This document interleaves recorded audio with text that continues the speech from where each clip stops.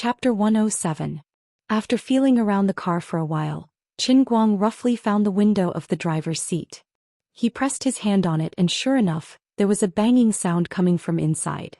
The guy in the car was trying to save himself. Unfortunately, this place was already more than 5 meters underwater and the light was really dim. Even if Qin Guang put his face close to the car window, he couldn't see the situation inside at all.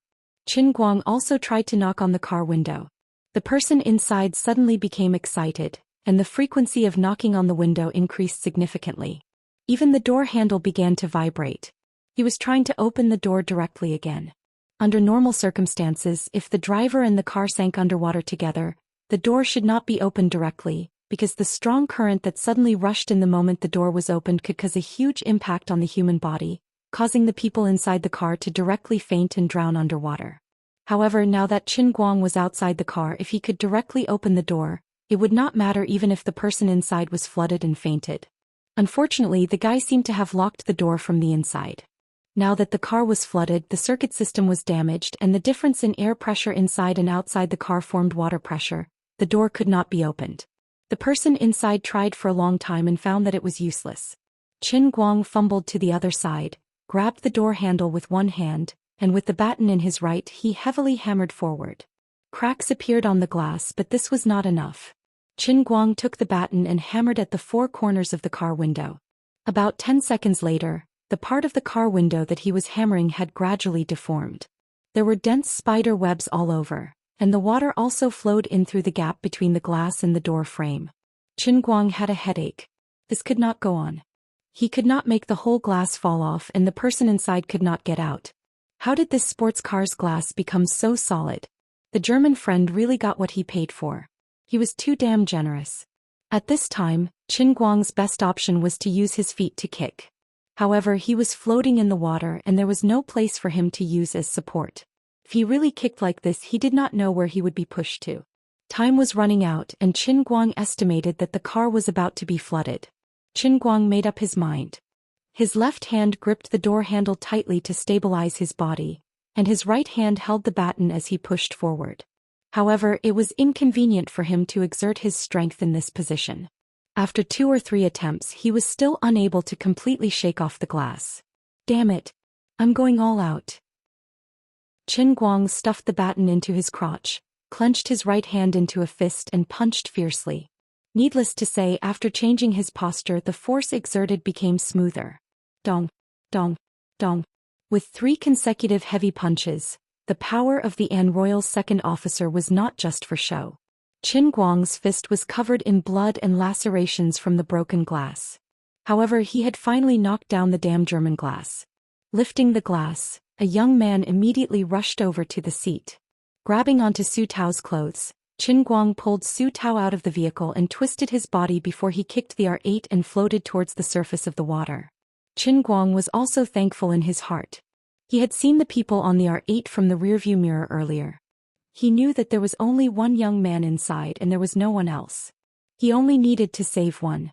That brat Xiao Zhong managed to escape from death and tightly clung onto Qin Guang. Although he knew how to swim, he felt dizzy at this moment with his heart throbbing like a drum. He wasn't injured, but he couldn't feel any strength in his body. When Qin Guang brought him to the surface of the water and saw that Xiao Zhong was safe and sound, the restless friends on the side of the road suddenly screamed in excitement. Qin Guang twisted his body uncomfortably. He felt slightly awkward. The old man was used to being the underwear Superman again. In this situation, if it was a cute girl hanging on me, I would definitely be very happy. But this was a F***king guy. Are you guys done? If you are, come and pick him up. Qin Guang pushed Xiao Zhong to the shore. He spent a lot of effort to pull this grandson's hand away from his neck. You better control yourself. It's not like he's injured at all. Is there a need to be so scared? Keep your distance. Keep your distance. I am not gay.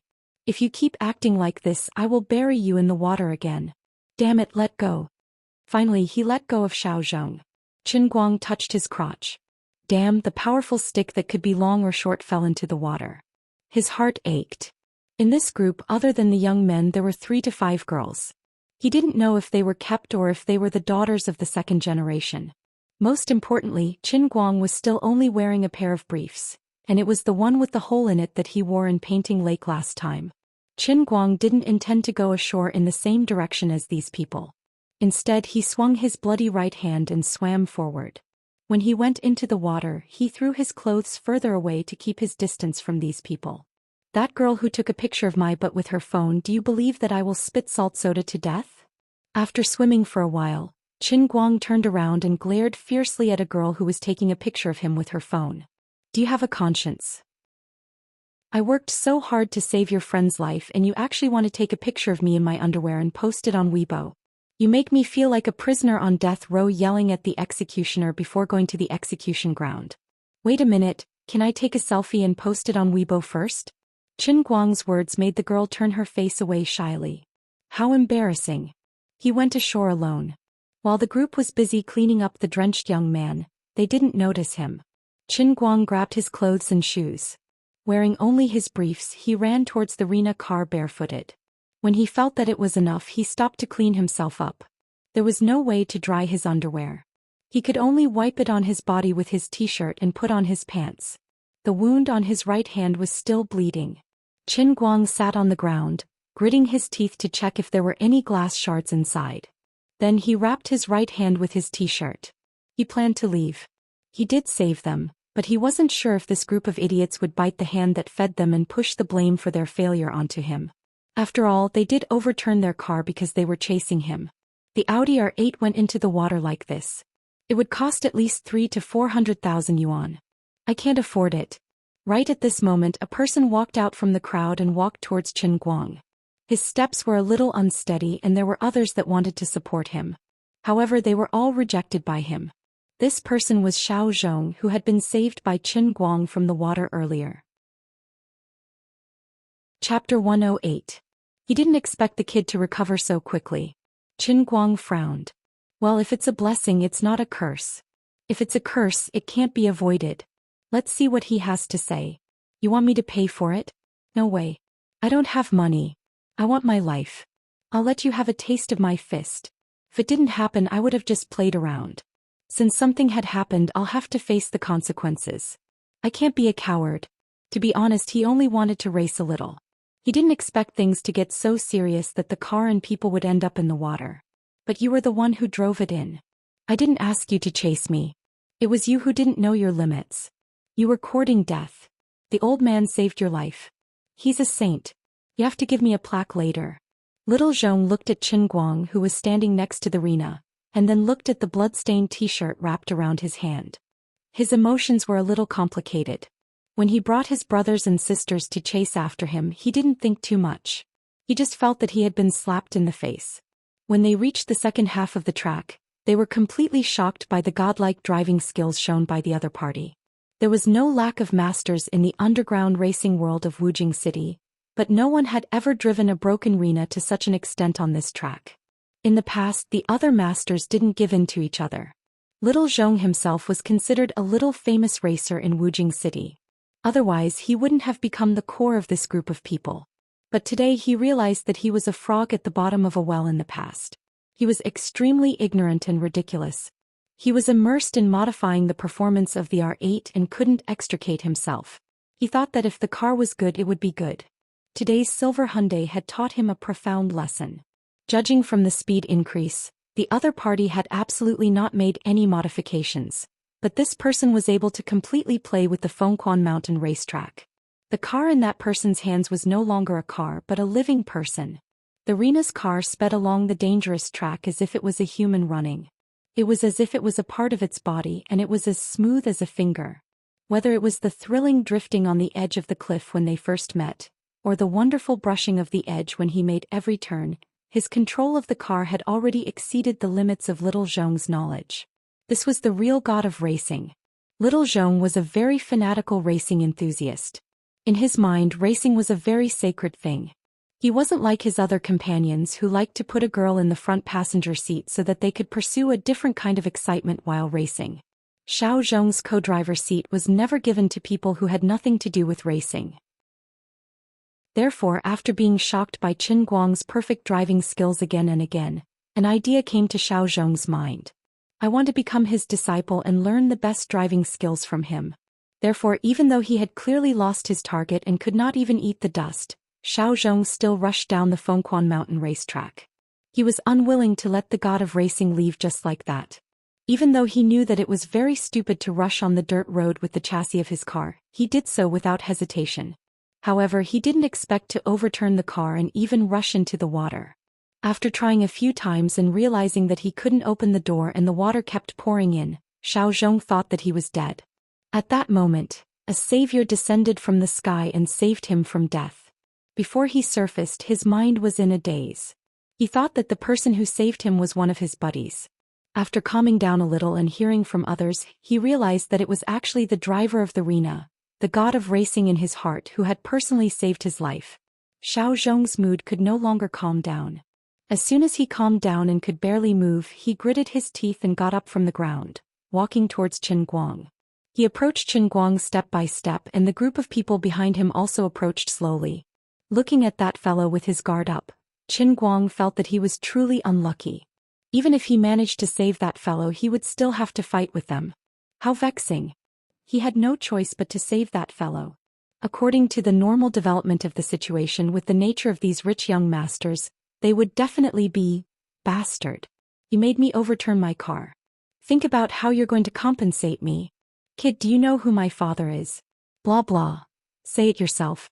My car needs at least 400,000 to 500,000 to repair. It's not too much to exchange for one of your legs, right? Left leg or right leg? Come on. Qin Guang clenched his fists tightly. The blood on his right t-shirt slowly spread, turning even redder. A murderous aura was brewing in his body. Qin Guang was, after all, the second officer of the An Royal. He had seen the world. Although he had a murderous aura, his heart was as calm as still water. He slowly adjusted his breathing and calculated. There were 7 young men on the other side. With his current strength, it would not be difficult to take them down. Since there was a grudge, then so be it. At worst, he would just have to deal with it. Just as he was brewing his aura to the peak and was about to take the initiative to strike first, he suddenly realized that something was wrong. Wait a minute. Qin Guang's pupils shrank. There was something wrong with the look in the eyes of this friend who was walking in front. Qin Guang was frightened by the look in Xiao Zhong's eyes. He felt that this guy was even scarier than Jiang Yage. *CK Why did I compare this grandson to Jiang Yage? A man and a woman. They were two different things. Could it be that my body is too perfect that even men can't resist my charm? At this moment, Xiao Zhong suddenly sped up. Qin Guang was shocked and retreated. Grandson. What are you doing? Go away. Xiao Zhong sped up again and rushed in front of Qin Guang. He actually knelt on one knee. Qin Guang felt the world was spinning. It was as if the end of the world had come. Oh my god. The person I saved just now was really a gay man. I was only wearing my underwear and was hugged by a gay man. Now this gay man is going to propose to me. My outlook on life has been shaken. I'm so confused. Why is it like this? This is completely different from what I imagined. In the past you swaggered around in front of me. Now you have become a gay man because of my handsomeness. That's right, handsomeness is a verb. Dad. Your son has let you down. He looks like he's quite rich. Just as Qin Guang was lost in his thoughts, Xiao Zhong raised his hands again and reached for Qin Guang's injured right hand. *CK This grandson still has a proposal ring on him, right? Are you going to take out the ring to propose to me? But my right hand is wrapped in my t-shirt and the wound on my ring finger is quite deep. Countless thoughts flashed through Qin Guang's mind. But in the end he stopped at one. Forget it. Our family is so short of money now. If I really have to sacrifice my body to help my dad through this, I'll just grit my teeth and close my eyes to get through it. A real man is not afraid of a rough fate. Chapter 109. With a resolute determination, Qin Guang slowly lowered his head and looked at Xiao Zhong's hands. There's no ring? Then what are you doing kneeling in front of me like a marriage proposal? What a waste of my expression. This is too much. He let out a long breath and felt a little disappointed. Why am I disappointed? On the other side, Xiao Zhong's hands finally touched Qin Guang's fists.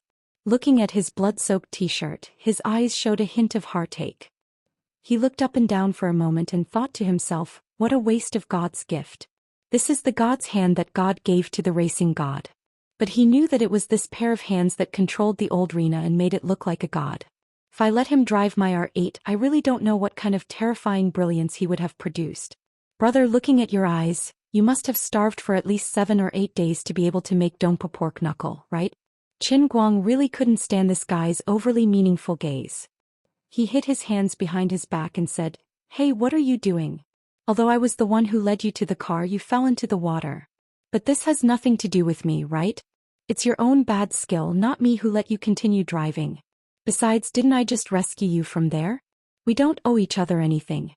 Don't go overboard and pester me."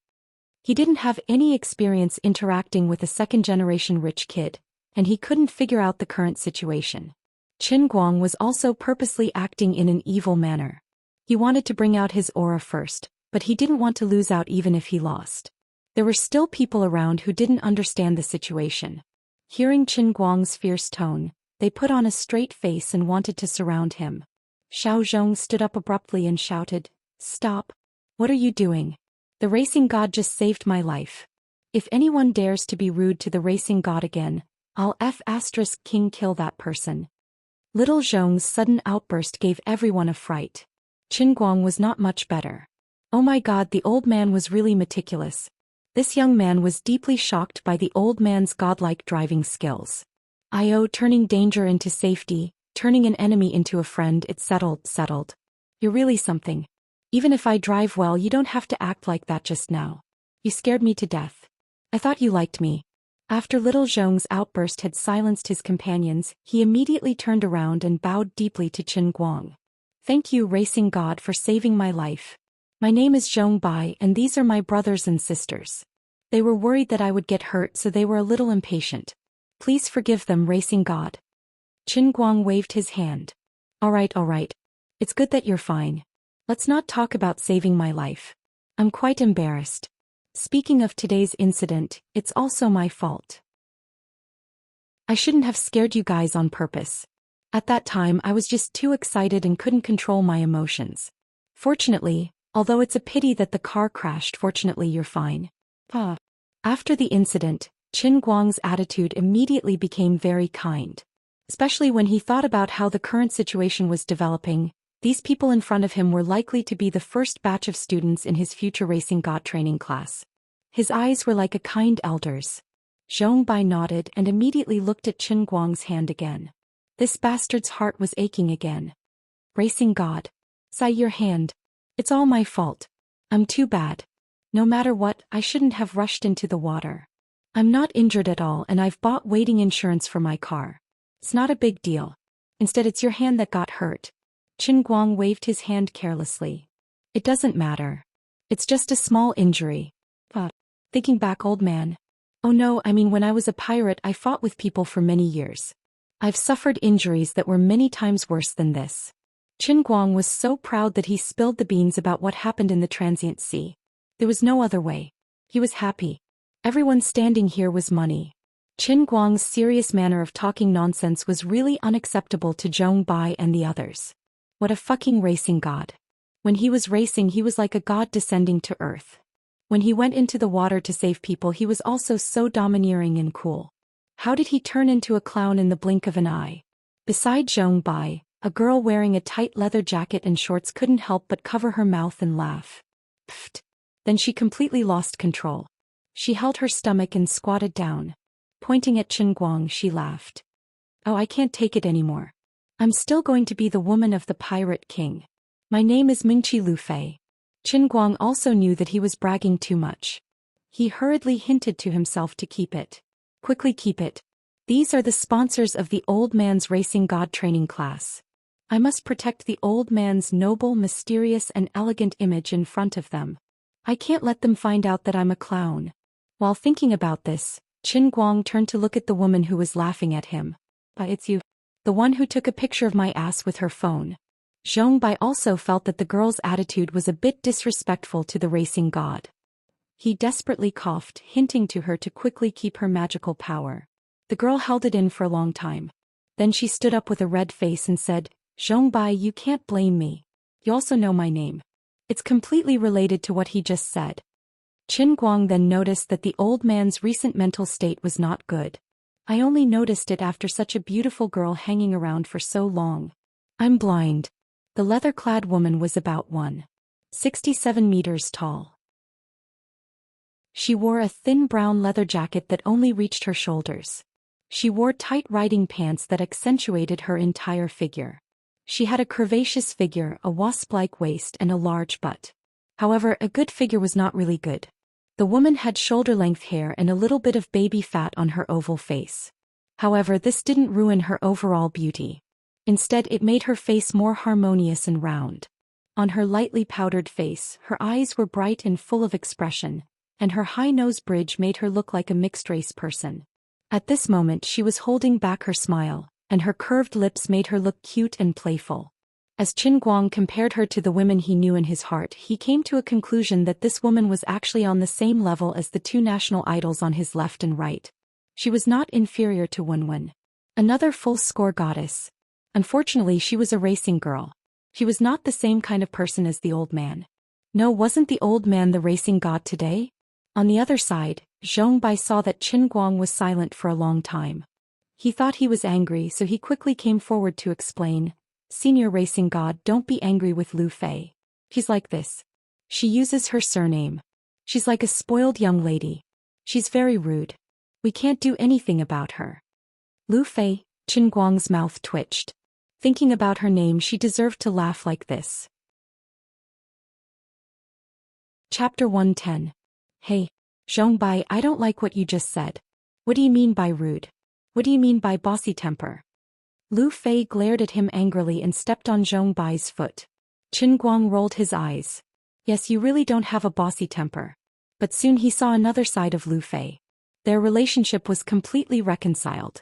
Lu Fei took out a medicine box from her car and personally disinfected and bandaged Qin Guang's wound. Lu Fei frowned and said, "Zhou Bai, you really have to thank Brother Racer God. The glass of your R8 is so sturdy. Brother Racer God really used his fists to smash the glass to save you. Oh my God, look at this wound, it's almost to the bone." Zhou Bai's eyes were filled with tears. Lu Fei frowned and said, "Zhou Bai, you really have to thank Brother Racer God." Zhou Bai nodded. "It's all my fault. It's all my fault." Qin Guang said, "If you don't see it, there will be another result." Everyone was speechless. Lu Fei poured alcohol on Qin Guang's hand. "If you didn't sing Hua Zai's songs, we could still be friends." "Well, from now on we are good friends." Qin Guang immediately agreed. Full marks, goddess. Qin Guang's easygoing attitude completely changed the view of these rich second generations who were shocked by his driving skills and then shocked by his domineering way of saving people. Although Qin Guang was still riding on that tattered rhina, he was still Tang Xing riding on a donkey. Regardless of how tattered his mount was, it couldn't change the lofty position that Qin Guang had in the hearts of these underground racers. Although Lu Fei was not a professional nurse, it seemed that she had deliberately learned wound treatment techniques. Her flexible and slender fingers flew up and down beside Qin Guang's right hand, and the two of them had intimate contact from time to time. At this time, a normal person would definitely be excited by the touch of the goddess's white and delicate skin, but Qin Guang only wanted to say, "Damn, this woman is even crazier than me when driving. Her fingers have calluses. Director. Her hand had barbs." Zhou Bai and the others accompanied Qin Guang and chatted with him. Qin Guang, on the other hand, got to know these people one by one and chatted with them. Just as he had expected, most of these young men were either this director, that director, or some young master of some family. Among the girls, they might talk about famous models, new actors and singers, but in reality Qin Guang was also a man. Although he didn't understand the world of the rich second generation, he had a tacit understanding. Only Lu Fei was a little different. She said that her family owned a chemical factory and didn't talk about anything else. Of course, Qin Guang could see at a glance that she was different from other girls. At least even Zhou Bai was sometimes afraid of her. When Lu Fei looked at other girls, there was always a lingering condescending look in her eyes.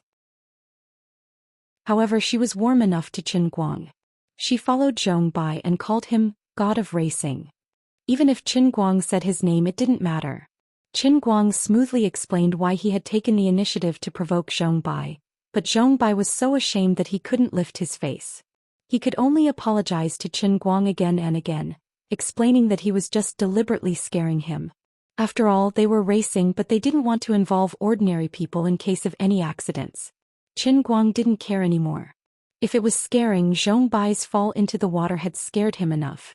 They didn't owe each other anymore. After chatting with everyone for a while, Zhong Bai finally plucked up the courage to pull the topic to Qin Guang's driving skills. He looked at Qin Guang with admiration and said, "Brother God of Racing, can you tell me how you practiced your driving skills? You're really amazing." Qin Guang's eyes lit up. "I'm worth hundreds of thousands of yuan per minute. I've been accompanying you here for so long. Isn't this what I've been waiting for? It's finally here." Qin Guang turned his head, looked at Zhong Bai first and then looked around. Seeing that the others were also looking at him expectantly, he coughed lightly and said, "Well, I really can't explain it to you in a few words. It's simple, but it's also complicated. Brother God of Racing, I have a presumptuous request. Can I learn how to drive from you? I want to worship you as my teacher. I want to learn too." Lu Fei, who was bandaging, also nodded. The others were also in a similar situation and followed. Qin Guang was proud in his heart, but he didn't show it on his face.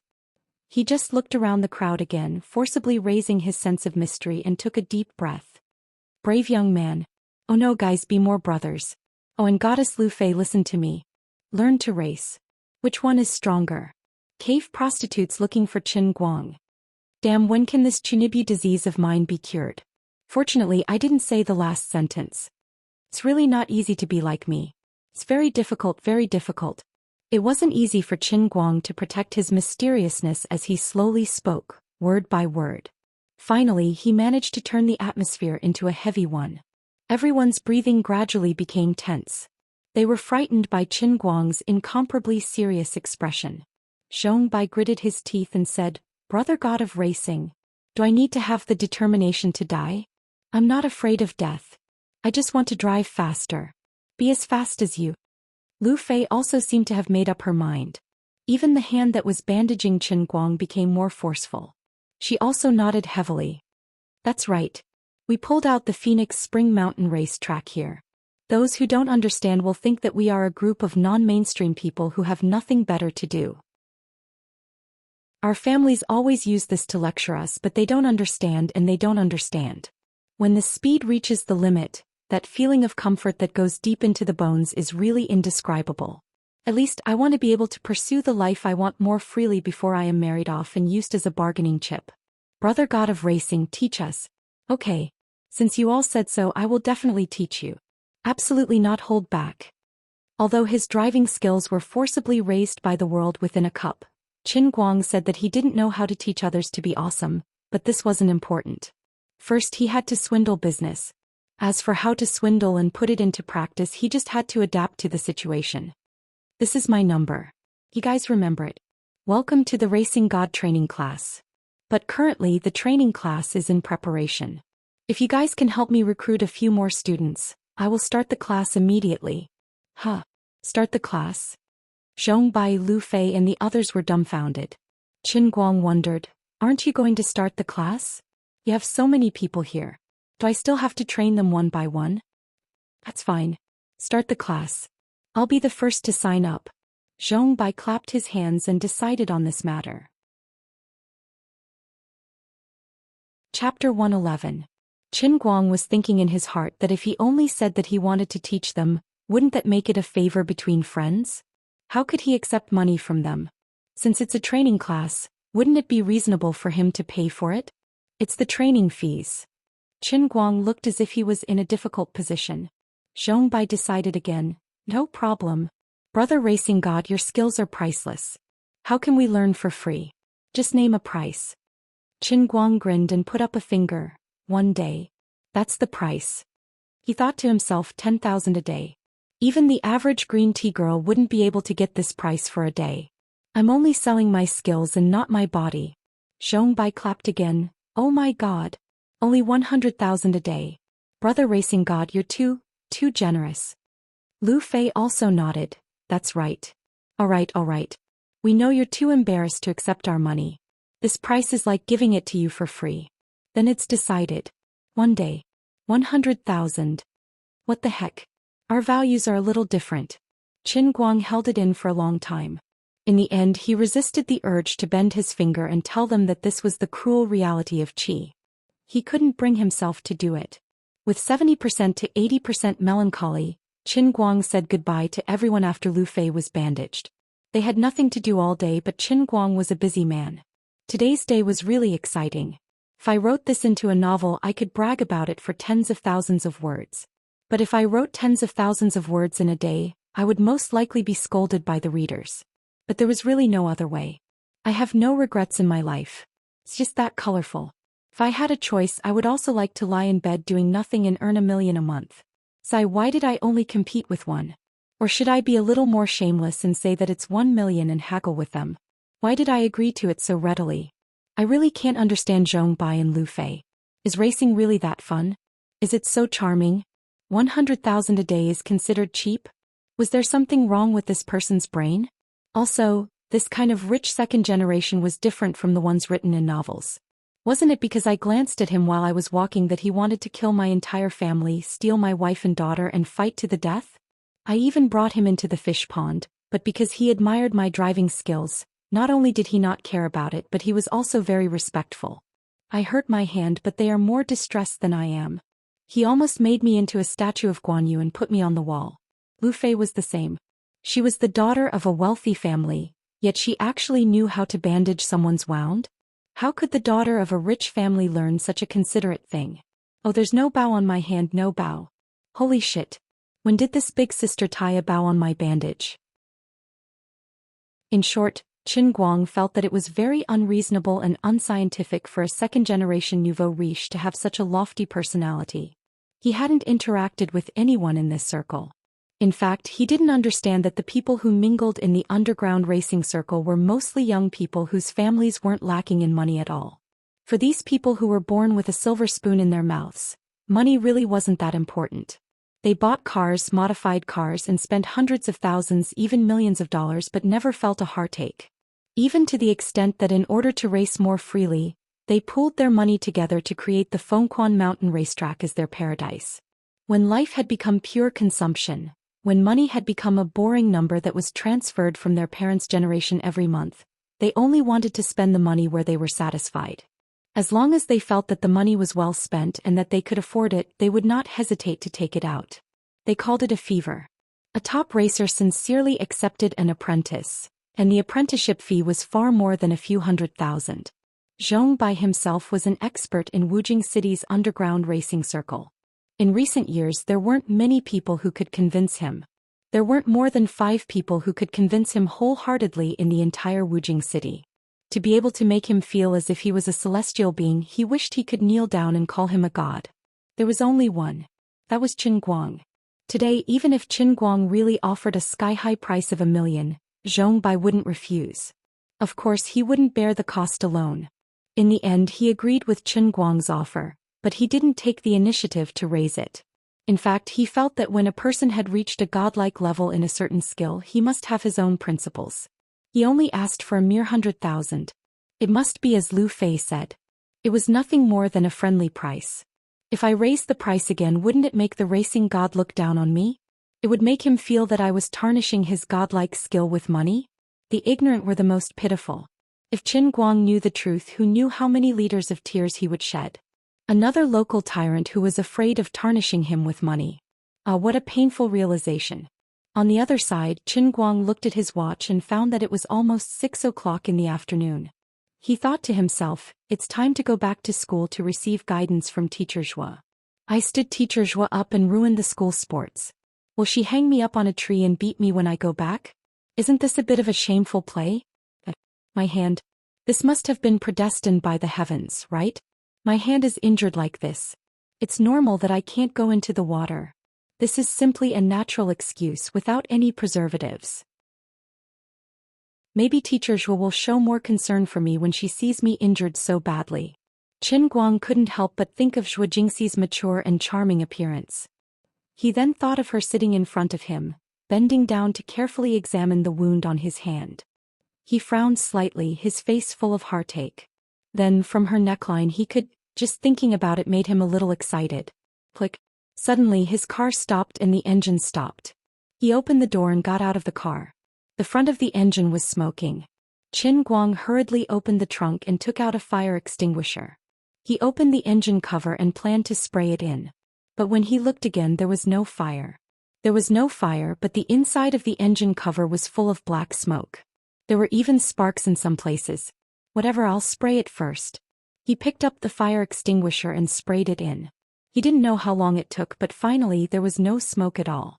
Qin Guang opened his eyes wide and looked inside again. Tragic. This is really tragic. This car didn't even make it halfway before it blew up. Thank God. I've been driving a magically modified Alto for a long time. How could I forget about this? How could my poor little broken Rena endure such torment? I'm afraid I've used up all my strength to last until now. Why am I so capable? If it weren't for the racing god training class, Qin Guang would definitely be stomping his feet in regret. Chapter 112. Squatting on the side of the road, he felt an indescribable pain in the ass. He was still on a dirt road and there were no villages or shops around. The engine was burnt and the rest of the powertrain was probably gone. Fine, I'll call for a tow truck. In this desolate place, the towing fee will cost a few hundred RMB. I'll call that insurance company. Didn't they say that they towed cars around Wujing 24 hours a day? It seems like only 300 renminbi. My heart hurts too. Forget it, I'll give up. After the call, Qin Guang looked at the car up and down again. The four wheels were full of burrs. Looking closely, they seemed to be one size smaller than normal wheels, and the anti-skid tread was almost worn out. His heart was stuffed and the wheels had to be changed. After waiting for a while, the insurance company was still on the way. Qin Guang's phone rang. He picked it up and saw that it was his best friend who had lent the car to him, the adorable Zhou Xian. Strange, why did he call me? What a coincidence. Did he have telepathy with his broken car?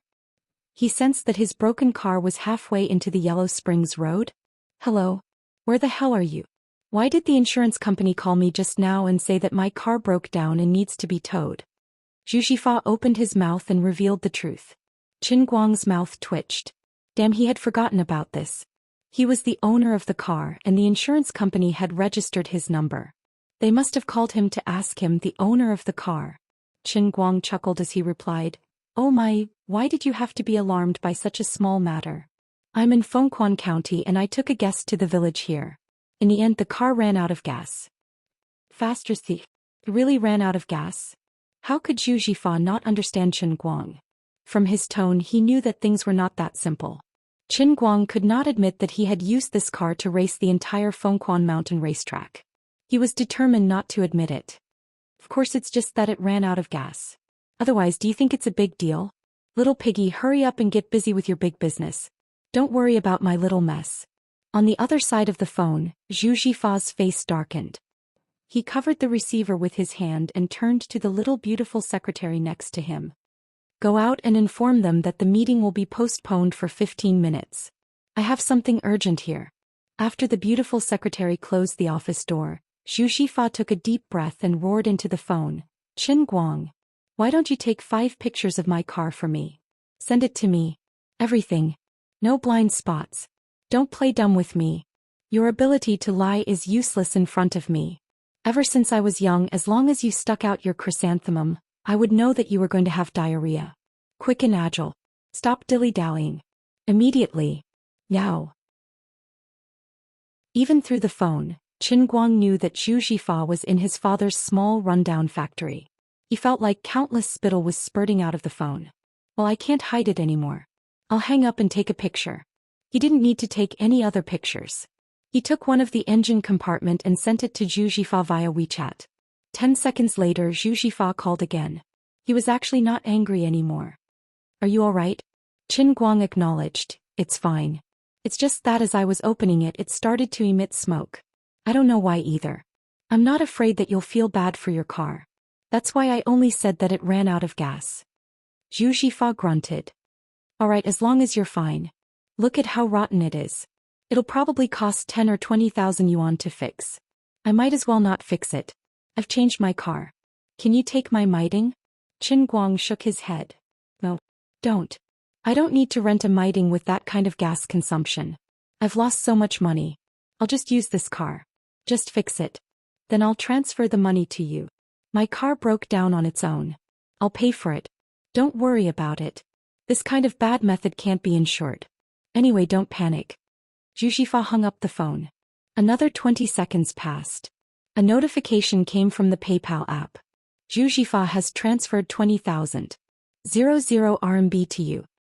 This bastard is afraid that I don't have the money. Qin Guang's face darkened. He's looking down on me. In a few days I'll be a driving god who earns 10,000 yuan a day. I won't accept this. He called again. It was Zhou Xian's pretty secretary who picked up. Brother Chen, QFA is in a meeting. I'm afraid he won't be able to handle it for a while. He told you to save it. Oh, that's what COFA told me to tell you. He said that he'll send someone to send your parents to Wujing City in a few days. When the time comes you'll have to go to the hospital. You better hurry up and fix the car. Don't dawdle. Don't waste any more time about the money. Qin Guang hung up. He pouted. QFA? Where's the bristles? When Qin Guang finally returned to school, it was already past 8 in the evening. The car wouldn't be coming back today. Tomorrow was also out of the question. He wanted to listen to Teacher Zhu's teachings. It was already late. Teacher Zhu must have her own nightlife. Tomorrow. After wrapping the Hello Kitty Holy Grail in his clothes, Qin Guang shrunk his neck and scurried into the dormitory. He had been going up and down the stairs like this for the past few days. He was afraid that someone would see the pink cup cover. When Qin Guang entered the room, the 3 people in the dormitory saw the bandaged wound on his hand. They immediately exploded. Brother Guang, where did you run off to today? Didn't class rep Sun come back a long time ago? Teacher Zhou and a lot of people in our class waited for you at the swimming pool for a long time. They didn't see you. You didn't see Teacher Zhu's expression at that time. It was like a frosted eggplant. You're dead meat in tomorrow's geometry class. Ouch. What's wrong with your hand? Bai Nyangzi's reaction was the fastest. When Qin Guang entered the door he kept yelling non-stop. Then he saw the bandage on Qin Guang's hand and screamed at the top of his lungs. On the other side, Lin Jingwei, who was lying on the computer and controlling the will-o-wisp, also threw down the mouse and stood up. He frowned and looked at Qin Guang's hand. You didn't come to the competition today. Did you injure your hand outside? What the hell is going on? Xiong Jinka, this guy actually took out the spring stick he used to train his arm strength from the closet. He grabbed Qin Guang's right hand. Brother Guang, who did this? Tell me. I'll beat the shit out of you. Qin Guang said, it's just a minor injury. If you pinch it a little longer I'll have to have my arm amputated. After spending a lot of effort to explain, Qin Guang only said that he acted bravely today and saved a young man who was driving a car into the river. His hand was scratched by the glass when he was saving the young man. It wasn't a serious injury and it would heal after a while. Only then did he let the 3 of them settle down. Speaking of which, when did Brother Guang become the living Lei Feng of the new era? You save people every 2 or 3 days. Are you going to become Detective Conan's nemesis one day? Bai Nyangzi rolled his eyes and said half jokingly and half seriously. Qin Guang was puzzled. How am I related to Detective Conan? I'm not a detective. I'm not a murderer. Bai Nyangzi chuckled. You don't understand. Wherever Detective Conan goes, people die. Wherever you go, people don't die. If you and Detective Conan are in the same room, will the collision of your telekinesis create a black hole? Come on, with my virtue, if I dare to share a room with Detective Conan, I'll die before I can save him. Qin Guang was hit by Nyangzi's imagination. On the other side, Lin Jingwei, who had already pounced on the computer, suddenly said, Brother Guang, I don't know what will happen if you and Detective Conan are together. But tomorrow you better call Teacher Zhou and explain it to him. Because today, all the events in our class's school sports meet were destroyed. You are the last straw to save our lives. In the end you flew away with the pigeons. Your reason for asking for leave is so insincere. You even tried to hide the fact that you saved someone. Bai Nyangzi didn't say anything just now. Anyway, Teacher Zhou is very angry and you are in a very dangerous situation.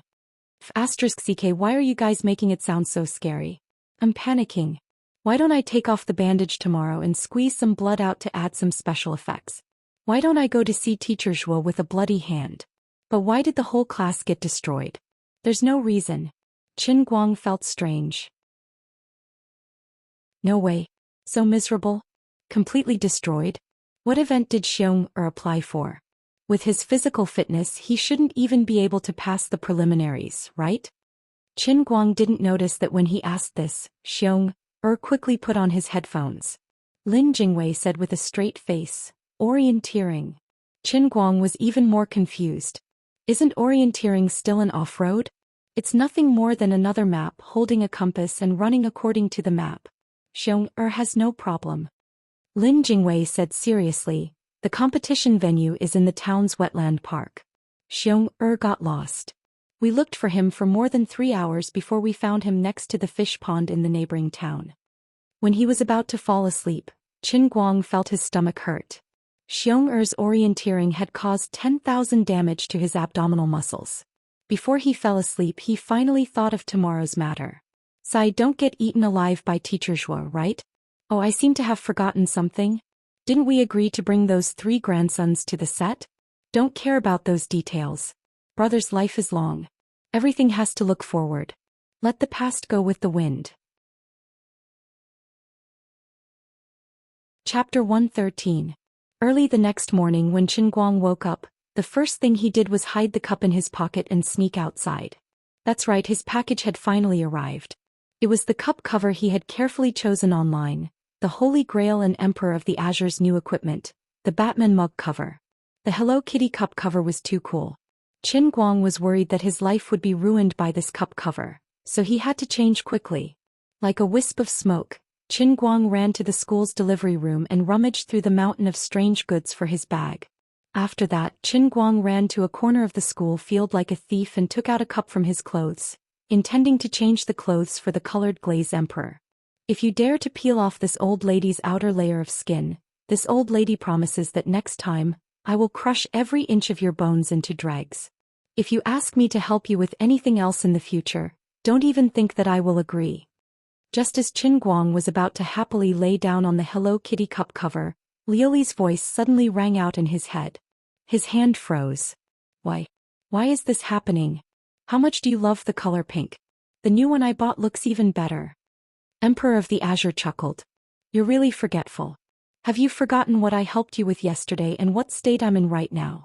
Anyway, you're on your own now. That's all I have to say."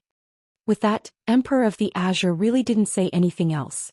Qin Guang looked at the little pink cup in his left hand, then at the cool and domineering Batman cup cover on his right. He couldn't use it, so he sighed and felt sorry for himself.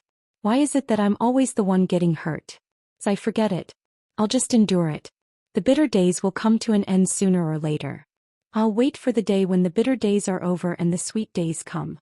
I don't believe that you, Emperor of the Azure, can run around naked for the rest of your life for me to see." He returned to the cafeteria and was awkwardly eating breakfast when the second tribulation of the day suddenly came. It was a call from Zhou Jingxi. Sure enough, it was as Sun Xiaoxuan and Bai Nyangzi had said. The newly appointed counselor was indeed in a bad mood. Her voice gave off a feeling of overflowing killing intent. "Qin Guang, are you in school now?" Qin Guang's scalp went numb. He thought to himself, "Big sis, you're our school's counselor after all. If you have something to say, then say it nicely. Aren't you afraid of scaring your students?" Frankly speaking, Qin Guang did not really like this new counselor. He always felt that this person was too addicted to being an official. How could there be someone like you who insisted on having the whole class sign up for the school sports? "All right, seeing that you're a beauty, I'll reluctantly repay you. If you want to achieve something, fine. Our whole class will go crazy with you and play with you." But it was agreed that the most important thing was to participate. "Even if I have the strength to win the championship, I have the freedom to choose whether I want to go or not. Students are born free. Do I even need a reason to withdraw from the competition? Do I need to explain it to you? You're my counselor, not my mother. You're too bossy. Even if the whole class is eliminated because of my withdrawal, you have no right to vent your anger on me." "Hello, Teacher Zhou. I'm in school. I'm eating breakfast in the cafeteria. Are you looking for me? What happened yesterday isn't what you think. I'll give you a reasonable explanation." That's strange. I was clearly thinking very highly of Long Outyin just now. Why did the scene suddenly change after I said that? My willpower is too weak, isn't it? No wonder I forced Liuli to practice. Zhou Jingxi, who was on the other side of the phone, took another deep breath and said, "Then come to the school building after breakfast. I'll wait for you in the office." Your class doesn't have any classes this morning, right? No classes. I'll be there in 15 minutes. 10 minutes later, Qin Guang stood in the corner of the school building feeling a little conflicted. Should he remove the bandage or not? That was a problem. Lu Fei had applied medicine on it yesterday. According to the female pirate king, it would take at least 12 hours before he removed it. By then the wound should have almost scabbed. Even if he removed it, it wouldn't tear the wound and cause it to bleed again. It was still too early to remove it now. It might cause the wound that hadn't scabbed to open again, and he would have to apply medicine and disinfect it again. But if he didn't remove it, he would have to spend a lot of effort to explain it to Zhou Xian, and she might not really believe him. After all, his entire hand was wrapped in bandages and it looked very exaggerated. There was even a cute bow on it. God knew if Zhou Xian, the official fanatic, would think that he deliberately made a fake bandage to fool her. I always try to figure out this counselor with the greatest evil intentions. The old man is such a person. Otherwise, how can I always turn misfortune into blessing and succeed in every endeavor? In addition, Qin Guang was still thinking about what measures he should take to make this counselor feel the greatest guilt toward him. Of course, Qin Guang didn't deliberately want to set him up. He always did things with a clear purpose. Now that this new counselor had taken office, it looked like she was going to be serious and clean up the academic atmosphere. Qin Guang, the tyrant of a generation, felt a lot of pressure. That's right. He was the man who was known as the king of truancy. If he didn't deal with the counselor, how could he sleep easy and skip classes? From time to time he would have a sports car to earn money. The burden of the whole family was on him alone. Forget about my useless father who took a dead salary. I'm already the god of racing with a daily income of 100,000. Of course, skipping classes was an easy thing to get addicted to. So for the second half of the semester and the happiness of his senior year, Qin Guang decided to turn himself into a monstrous flood and first put out the 3 fires of the new counselor. I'll make her feel like she owes me so that when she gets caught skipping classes in the future, she won't be used as a model. Remove it. Of course I have to remove it. And I have to remove it in front of her. Valiantly and energetically, Qin Guang charged into the school building. He held his head high and entered Zhou Xian's office. When he entered, Zhou Xian was lying on her desk, writing and drawing. Seeing Qin Guang come in, she put down her pen and stood up. Before she could speak, she saw the bandaged hand that Qin Guang had deliberately placed in front of his chest. She frowned. Qin Guang, what happened to your hand? Didn't Officer Wu ask me to assist in the investigation yesterday morning? It's about Pan Jiang drugging son Xiaoxuan. When I returned to school, didn't I see that it was only past 9 in the morning? The competition was in the afternoon. Teacher Zhou, you know my family's special situation, right? So I thought that if I went out and ran for half a day, I could just come back half an hour before the competition started. But Qin Guang wanted to say something but stopped. He deliberately pretended to accidentally hurt his right hand and forced a smile on his face. Oh my, it hurts. Zhou Xian's eyebrows furrowed even more. She thought to herself, student, I give you negative marks for this acting. But what? Zhou Xian was patient and decided to continue to cooperate with Qin Guang's clumsy performance. But it was in the afternoon. I was planning to go back to school after I finished picking up the last customer. In the end, I encountered something at Fengquan Mountain. The situation at that time was so scary. A few young people were racing and I saw the R8 rush into the water. Teacher Zhou, you know that I can swim, so I went into the water to save people. As you can see, my hand was injured from smashing the glass when I was saving people. But at least no one died and I saved them. As Qin Guang spoke, he stretched his hand forward. Chapter 114. Zhou Xian couldn't help but smirk. She thought to herself, keep pretending, keep pretending. Let's see what else you can do. You really know how to boast. You even said the R8 crashed into the river. Why don't you just boast to the sky? It's true that you can swim, but your story is too unbelievable. I don't believe it. Yeah. Your hand is really badly injured. It's all wrapped up. Oh right, the bandage from yesterday should be changed today, right? I happen to have a medicine box and medicine here. Come over, I'll change the bandage for you. As Zhou Xian spoke, she suddenly turned around and opened her locker. She actually took out a medicine box from inside. She was determined to be a successful counselor. Of course, she would consider the possibility of accidental injuries in the class. She had prepared this medicine box a long time ago. She didn't expect to be able to take it out today and expose this troublesome student's tricks. Zhou Jingxi felt a little proud. However, Qin Guang hid his hand behind his back. Teacher Zhou, let's forget about it. I was injured yesterday afternoon. It hasn't even been 24 hours. If I remove the bandage now, the wound will open up. As he said this, Qin Guang thought to himself, I really don't know if I should be sad or happy. If I change my way of thinking, there's actually this special effect. She really fell for it. From the purposeful cry of pain at the beginning to the exultant bragging about how he saved the person, Qin Guang deliberately put on a clumsy performance so that Zhou Jingxi wouldn't believe him. I didn't expect her to have a medicine box. Originally, I was worried that a normal trick wouldn't be strong enough. Now I made her take the initiative to remove the bandages. When she sees me bleeding, the guilt in her heart will definitely be unbearable. Just ask me why I'm so slippery. When Zhou Jingxi heard Qin Guang's words, she really didn't believe him. Give me your hand. Even if it's the bandage from yesterday, it should have been changed a long time ago.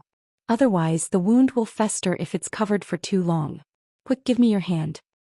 But the wounds are very deep and the speed of scab formation is very slow. I really can't remove it before the time is right. Qin Guang continued to hide his hands bashfully, his face full of embarrassment. Zhou Jingxi saw how stubborn he was, and she was completely convinced that Qin Guang was lying. She then recalled the tragic scene of the entire class being wiped out yesterday, and then looked at Qin Guang's shameless face. She thought to herself, why is this student so terrible? He doesn't even have a sense of collective honor. Yes, your family is in trouble. If you have any trouble, just tell me. If you drive for an extra hour or two, you can earn a few more bucks. As long as you can win the championship, I will personally reward you with 1,000 yuan. What's the meaning of standing the whole class up without saying a word? Do you know how awkward it was for me to wait there foolishly with dozens of people to cheer for you, but I didn't even see your shadow? You're just a selfish, vile man. Don't even think about getting away with it today. The more she thought about it, the angrier she got. Zhou Jingxi finally couldn't hold it in anymore. She took a step forward, grabbed Qin Guang's right hand and was about to pull off his bandage. Faster, thief. If you pull it off like this, it won't be as simple as just bleeding. You're too much. Counselors should follow the basic rules even if they want to be unreasonable. During the last class, although this counselor was a little immature in public, he still performed decently. But today in private he became like this. You've really disappointed me as a student. Qin Guang was also furious. He pushed his left hand forward, not caring where it was. He just wanted to push Zhou Jingxi away. Unexpectedly, Zhou Jingxi let out a scream and took a few steps back with a red face. She covered her chest with one hand and looked like she was in pain. She widened her almond-shaped eyes and looked at Qin Guang with a rather complicated gaze. What happened just now? I only touched her lightly and she suffered such a heavy injury? Could it be that I have unknowingly mastered the inner force that only second Uncle Wenwen has? Could it be that I'm a legendary martial arts genius? I can even master something as awesome as inner force without a teacher? That can't be right. If I remember correctly, second Uncle Wenwen had hit his inner force into my hand, which was why I killed him in one move. That's right, I must have been guided by second uncle's inner force and naturally understood the essence of inner force. It's just that this thing is mysterious after all. Before my inner force really exploded, I didn't feel it at all. I'm really a genius. I only got hit by second uncle who has inner force, and I already learned this terrifying supernatural power. Second uncle, you're really my benefactor. Although we're not teacher and student, we're actually teacher and student. Please allow me to call you master, in my heart. Qin Guang. How could you? Zhou Jingxi finally spoke. She covered her chest with her hand and looked at Qin Guang with a face full of shame and anger. Qin Guang was suddenly pulled back to reality from his endless reverie.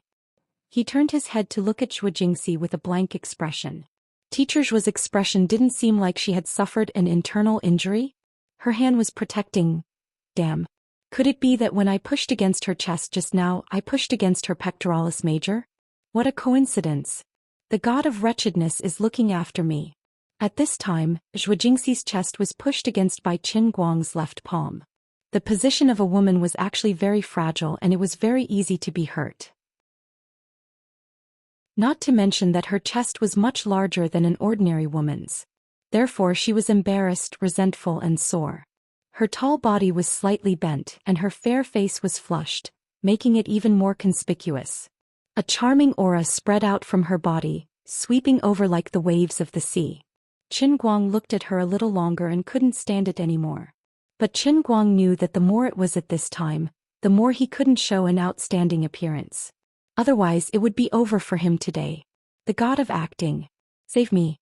I'll beat that god of wretchedness to death first.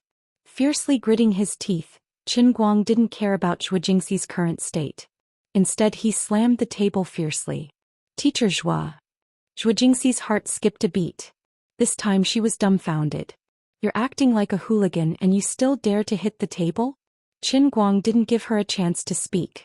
Instead he suddenly stretched out his right hand and placed it flat, while his left hand rested on the end of the bandage. Fine, if you want me to remove it, I'll remove it. Yes, it's time to change the bandage. Thanks for your hard work. As he spoke, Qin Guang quickly pulled the end of the bandage. However, when it was time to remove the bandage and remove the gauze, his movements were not violent. Just kidding, I'm not stupid. Acting is one thing, but I don't really want to play around. However, when Qin Guang was halfway through removing the bandage, he could already see the dried brownish red. Just now, when Zhou Jingxi snatched Qin Guang's hand, she seemed to have really opened up the wound a little. Beside the dried blood, there really was a bright red that had just seeped out. Zhou Jingxi's expression changed in an instant. He was really injured. He wasn't pretending. Chapter 115. Qin Guang. Don't unwrap it. It's too early. Zhou Jingxi said and wanted to stop Qin Guang's hand. But at this time, Qin Guang finally summoned the god of acting. How could he stop just like that? Accept my justice. Have a taste of the long-lost ultimate skill of Jianghu, the secret spirit technique. Guilt kill. Qin Guang turned around and blocked Zhou Jingxi behind him, but his hands didn't stop moving. He said, Teacher Zhou, didn't you say it already? It's already past night and it's time to change the bandages. Thank you, I really thank you. It'll cost more to go to the school hospital. Just as Qin Guang had expected, Zhou Jingxi was so embarrassed that her eyes widened. She was finally sure that Qin Guang wasn't lying, and that he really was injured in order to save someone. As a teacher, her heart was too dark and dirty. My mind was only thinking about the so-called collective sense of honor, and all I could think about was showing results in the school sports meet. In fact, it was just me being too impatient and wanting to earn a good performance as soon as possible. My impatience blinded my heart and I actually doubted Qin Guang for no reason. Compared to him, I'm actually the real selfish and despicable person. I was crazy enough to try to tear off his bandages. Am I crazy? He must have been anxious just now and was afraid that I would tear his wound, so in a moment of desperation he accidentally touched my chest. He didn't even notice it himself. Zhou Jingxi thought this in her mind while trying to turn to Qin Guang to stop him. Of course, Qin Guang wouldn't let her have her way. Zhou Jingxi circled around him and he kept turning around as well, maintaining the heavily injured Teacher Zhou behind him. He said, Teacher Zhou, I'm already halfway through dismantling it. I can't just tie it up again, right? Don't be like this. It'll really tear the wound.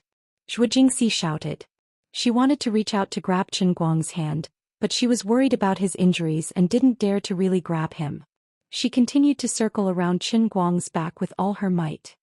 Teacher Zhou, I'm your student. Of course, a student has to believe in a teacher. It's already scabbed, it's definitely healed. As he spoke, he had already removed the last layer of gauze. Needless to say, it really hurt when he pulled it like this. However, it didn't matter. The scar had already grown halfway. As long as he was careful when he tore it open and didn't tear it too much, he could disinfect it again and apply medicine again. It wouldn't affect the speed of recovery.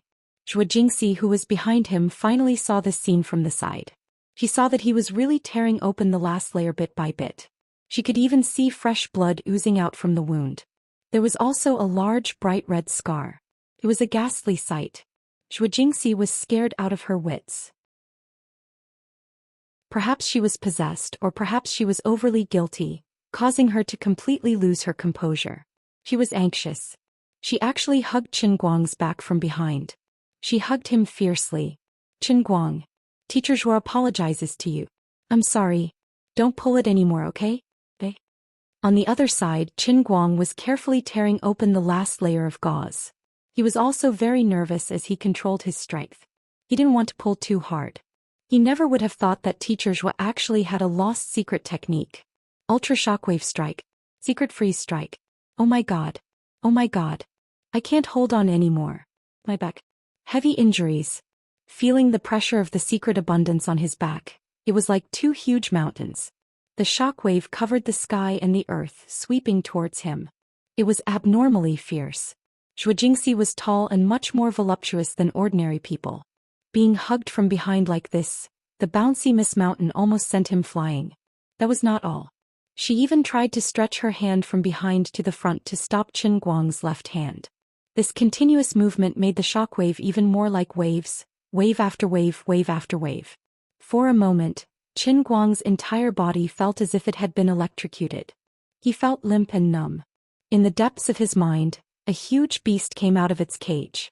His body suddenly stiffened and he couldn't control it at all. The old man's Qilin arm was completely out of control. Rip. His left hand also stiffened. Then his body suddenly pulled to the side. This is bad. Grenade throwing Lu. Didn't you say to pull gently and slowly? Oh, my hand. *CK, what a big cut. A bunch of cuts. Doctor. This time my injury has really worsened. Pain. Pain. Pain. Teacher Zhou, why didn't you follow the script? You tricked me. This time Qin Guang finally got what he asked for and courted death to the extreme. He really just wanted to use this opportunity to naturally ascend to the throne of the King of Truancy in the future. But he didn't expect that he would play it out of hand. He completely didn't expect that Zhou Jingxi as a teacher would actually use such a despicable and shameless killer move in broad daylight. He threw himself forward and first broke free from Zhou Jingxi's embrace. Then with a sullen face Qin Guang raised his right hand and turned around. He pouted and said, Teacher Zhou, see? I'm really hurt. Hurry up and stop the bleeding for me. Zhou Jingxi looked at Qin Guang's hand and her face turned pale with fright. That bloody wound, that fresh red blood that kept coming out, had already flowed down Qin Guang's fingers and onto the ground. Every drop of blood that fell onto the ground was like a knife cutting into Zhou Jingxi's heart. I really don't deserve to be a teacher. Zhou Jingxi was so remorseful that she almost wanted to die. Her eyes suddenly became hazy and tears flowed out. Qin Guang, I'm sorry, I'm really sorry. Teacher Zhou has let you down. Slap me. I feel terrible in my heart. Qin Guang rolled his eyes. Fine, today was really a day of bad luck. A man's blood, a woman's tears, the two great poisons of the world were both alive. To be honest, I really didn't want to make you cry. Things really turned out this way. Man proposes, God disposes. It's just a coincidence. Teacher Zhou, don't cry. It's my hand that shook when I took it off. It's not your fault. Hurry up and help me stop the bleeding. Even if you want me to hit you, you have to rebandage it before I hit you. Otherwise, if I flung my hand like this, wouldn't the wall be covered in oil paintings? Qin Guang said quickly. His current appearance only looked miserable. It hurt when he took off the bandage, but after the pain he didn't feel anything anymore. The blood on his hand looked scary, but the medicine that Lu Fei used yesterday was really not simple. The scab formation was better than expected. After that stream of blood it slowly stopped bleeding. Old Master Qin Guang was also someone who had gone through mountains of knives and seas of fire in the momentary sea. He had seen countless big scenes and had lost count of how many times his head had flown away. With just a little thought he calmed down and hurriedly comforted Zhou Jingxi. When Zhou Jingxi heard this, she lifted her sleeves and wiped the tears from her eyes. Then she nodded heavily and said, Yes. Quickly sit down, I'll help you bandage it and stop the bleeding. Chapter 116. Seeing Zhou Jingxi busy herself around him with red eyes, Qin Guang actually felt quite embarrassed. Today's performance had gone to such an extent that the situation was a bit out of control. He didn't know if this incident would cause any psychological trauma to Teacher Zhou. It was better to try to say something to remedy the situation, otherwise it would be too embarrassing. Teacher Zhou. Qin Guang called out softly. Zhou Jingxi carefully applied medicine to the wound on his finger as she softly responded, Go ahead, I'm listening. Listening to her sweet and greasy voice, which still had a slight tremble after crying, Qin Guang sucked in a breath of cold air. Sis, you've changed so much that I can't take it anymore. Teacher Zhou, don't blame yourself too much. My wound just looks scary. The group of youngsters who drove yesterday were second-generation rich kids. I don't know what kind of powerful medicine they gave me, but it's worth a lot of money. My recovery is better than I thought. I reckon that after you change the bandage this time, I won't need to be bandaged anymore after 3 to 5 days.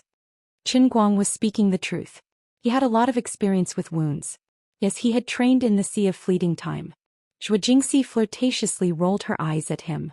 Do you think your teacher doesn't feel guilty enough? Remember, if you change the bandage today, I'll change it for you after school tomorrow afternoon. Qin Guang waved his left hand repeatedly. No need really. Zhou Jingxi didn't let him talk nonsense. Her hands didn't stop moving as she said, if you really don't want Teacher Zhou to die of guilt, then listen to me. Just treat it as you're doing a good deed, okay? Qin Guang sighed. He was a little touched. Zhou Jingxi's guilt couldn't be faked. If she really was a despicable official addict, she wouldn't really feel guilty to this extent. Although she was a bit impatient and greedy for achievements, she was indeed a good person deep down. Qin Guang couldn't help but feel a little curious. He didn't know why a person like her would be so eager to achieve something in her career, even going so far as to make her whole class sign up for the school sports meet, and do something so ridiculous that she cared so much about her own swimming competition. Teacher Zhou, actually yesterday Qin Guang wanted to tell the truth. Zhou Jingxi waved her hand. Don't talk about what happened yesterday anymore. The more you talk about it, the more upset I feel. In short, let bygones be bygones. I will also reflect on myself. Don't worry, I will definitely be like Teacher Shen and become a qualified counselor. I won't trouble you anymore. I'm your counselor and I'm here to help you solve all the problems in your studies and life. What I did before was wrong. Qin Guang's mouth was wide open. The truth couldn't come out. Forget it, so be it. Actually, I'm quite regretful. I think that if I continued to participate in swimming competitions, our class would indeed have a champion. That brat Dong Tao wouldn't be my opponent. In the pool I would only need 2 fingers to crush him. Next year I'll fight for a bunch of championships for you. I'll sign up for all the swimming events. Qin Guang grinned. Zhou Jingxi blushed and looked at him. You're still making fun of me? No. I really didn't. Qin Guang was very serious. Alright, I've wrapped it up. I've even restored the bow for you. The one who wrapped it for you yesterday must be a beautiful girl with nimble hands. My bow isn't as pretty as hers and she wrapped it up better than me. Zhou Jingxi stood up and rubbed her palms. She was a little dissatisfied with her own artwork. Qin Guang cursed in his heart. It was hard to say whether Lu Fei was nimble with her hands, but the power of the calluses on her hands was really not to be underestimated. Standing up, Qin Guang prepared to leave. Zhou Jingxi said, Wait a minute. There's something I have to tell you. I called you here today mainly for this matter. Yesterday's competition, okay, it was also one of the main reasons, so I won't be so stubborn. Qin Guang asked curiously, what's the matter? Zhou Jingxi was about to say it out loud when her office door was suddenly pushed open. A middle-aged fat man with a red face walked in from outside. Qin Guang recognized him. This fat man was the dean of the academy's discipline department, Wang Ren. Regarding this grandson, the rumors and stories in the entire academy added up could almost be written into a social realistic novel that was 1 to 200,000 words long. If it was not necessary, Qin Guang really did not want to see him. He did not expect to bump into him in Teacher Zhuo's office. Xiaoxia, come to my office. I have something to tell you. Fatty Wang first scanned Zhou Jingxi's office suspiciously. He stared at Qin Guang for a long time until he saw the medicine box on the table and the bandages on Qin Guang's hands. Only then did he show a look of relief and continued, Xiaoxia, what's wrong with this student of yours? Did he get into a fight? Qin Guang was about to open his mouth to scold this grandson. You're the one who got into a fight. Your whole family got into a fight. However, Zhou Jingxi suddenly blocked in front of him. She quietly stretched one hand behind her back and desperately gestured to Qin Guang. On her face, however, she squeezed out a smile for Fatty Wang. Director Wang, my student acted bravely at the scene of the car accident yesterday and accidentally injured his hand. I just finished wrapping it up for him. Fatty Wang was just saying it casually. Hearing Zhou Jingxi's explanation, although it was not very believable, he still had other plans today. There was no need to harp on this matter. He could only keep a straight face. Alright, I'll wait for you in my office. With that, he left. Zhou Jingxi turned her head and glanced at Qin Guang. I'm going to Director Wang's office. Wait for me for a few minutes. Don't bother with him. I'm afraid you guys know his reputation better than I do. Qin Guang sat on the metal chair in Zhou Jingxi's office. It's not that I want to brag to you, but don't be fooled by his fat appearance. If he dares to say another cheap word, I'll only need 10 seconds to beat him up. What kind of bad temper is this? And you're still a student. If you continue like this, I'll call your parents. Zhou Jingxi, who was about to open the door and leave, heard that and stomped back. Finally, she put on the airs of a teacher. She put her hands on her hips and spoke to Qin Guang in a condescending manner, spittle flying everywhere. On the other side, Fatty Wang started to rush her again. Zhou Jingxi did not dare to delay. She only gave one more order and turned to leave. Qin Guang wiped his face. Fortunately, Teacher Zhu's breath was fragrant. It was just that Fatty Wang. There was something fishy going on. This did not require a man's intuition. In such a big school, there were too many people who knew what kind of person Fatty Wang, this grandson, was. Qin Guang did not want to see him because he was afraid that he would not be able to control himself and want to beat him up. He did not brag to Zhou Jingxi. Among the students in Qin Guang's batch, there were probably many who had the same idea as him. Once they got their graduation certificates, they would go and block Fatty Wang's way at night. Chapter 117. Everyone didn't hate Wang Ren, but they hated him. Regarding his past, it was one thing for Wang Ren to be a sharp and unkind person, always nitpicking. After all, in this world, there weren't many head of student affairs who were well liked by the students. This was simply a position that was born to be hated. But this was still not the most hated and reviled thing about Wang Ren. Qin Guang was certain that in the entire country, Wang Ren's hatred could be ranked in the top 3 of all the heads of student affairs. Rumor had it that he seemed to have some connections with the higher-ups of the school. Even though he didn't have any academic qualifications, he had entered the school many years ago and became an administrative staff, slowly climbing his way up to the position of the head of student affairs. In the student community, the deepest impression of Wang Ren wasn't his harshness, but his lust. From time to time, there would be rumors of him entering the school early in the morning with someone, or someone hooking up with him in a corner. Sometimes it was a young female teacher and sometimes it was a student. Other than that, this fellow also had a way of making money. In the past few years, there were others in his class who had given Wang Ren tens of thousands of yuan. Just in Qin Guang's class, there was more than one such person, not to mention the dozens of classes in the entire academy. His reason for asking for money was simple, but it was actually embarrassing. The head of student affairs was in charge of the final step in dealing with cheating in the entire academy.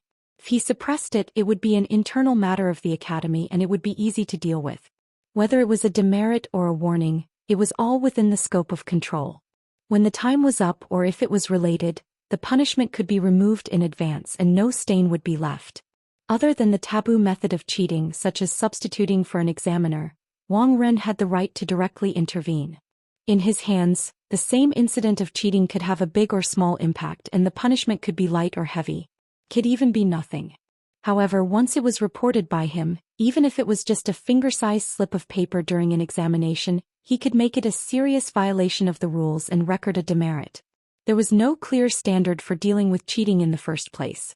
Even if you only brought a small slip of paper, Wang Ren could say that when you were caught red-handed, your attitude was extremely bad, you talked back to a teacher and you didn't repent. This was a heavy punishment. The black and white of the matter were in his mouth. Once the school's punishment was imposed, it wouldn't be easy to get rid of it. Even if the punishment could be removed, the school would still conduct an inspection process. Unfortunately, the inspection authority was still in Wang Ren's hands. As for changing exam papers, it was even more likely to result in immediate expulsion. But what was strange was that no matter how many people privately spread rumors about Wang Ren's dirty and scandalous deeds, there were even a number of people who sent anonymous reports to the school leader's mailbox. However, he was like a roly-poly doll, still standing tall in his position as the dean of the academy's student affairs department, happily using his relatives to support him, counting his money, sleeping with his or other people's women.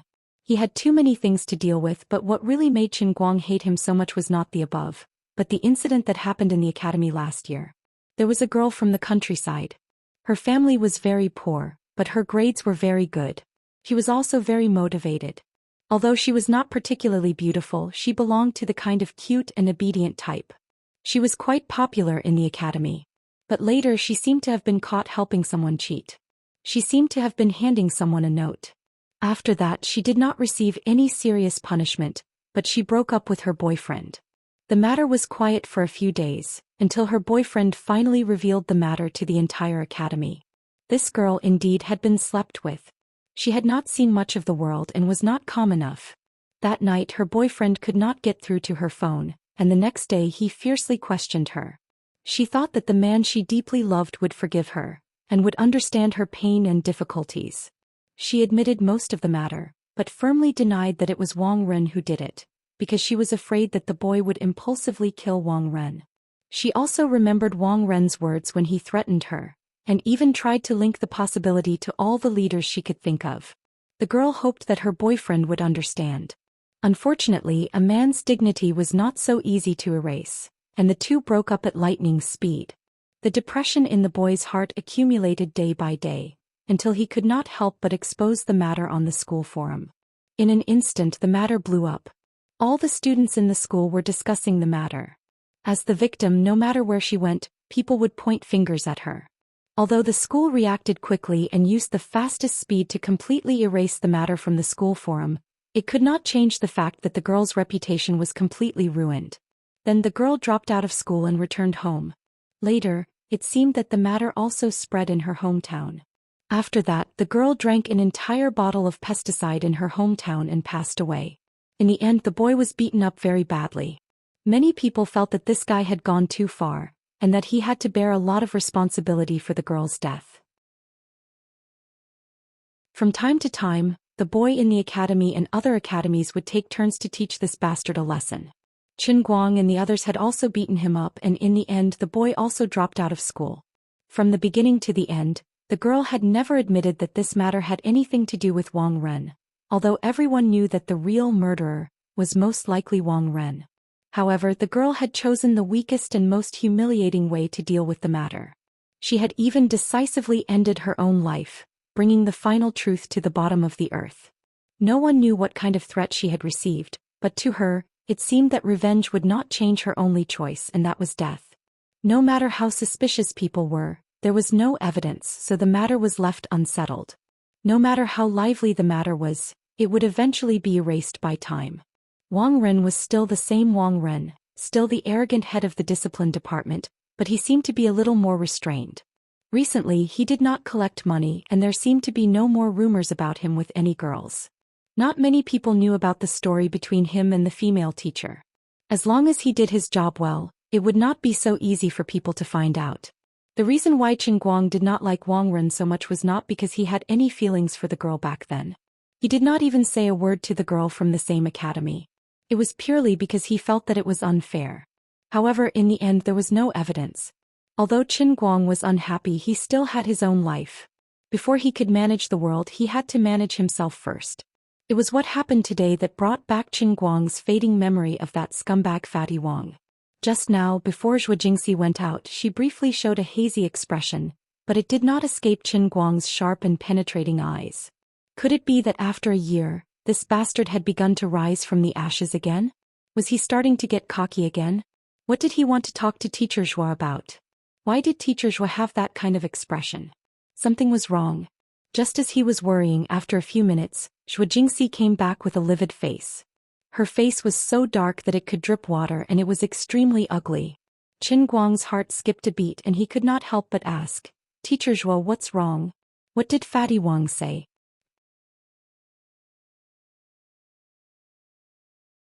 Chapter 118. Zhou Jingxi's face showed a look of distress. She opened her mouth to speak but stopped. Finally she shook her head. "It's nothing. Don't ask too much." Qin Guang was even more suspicious.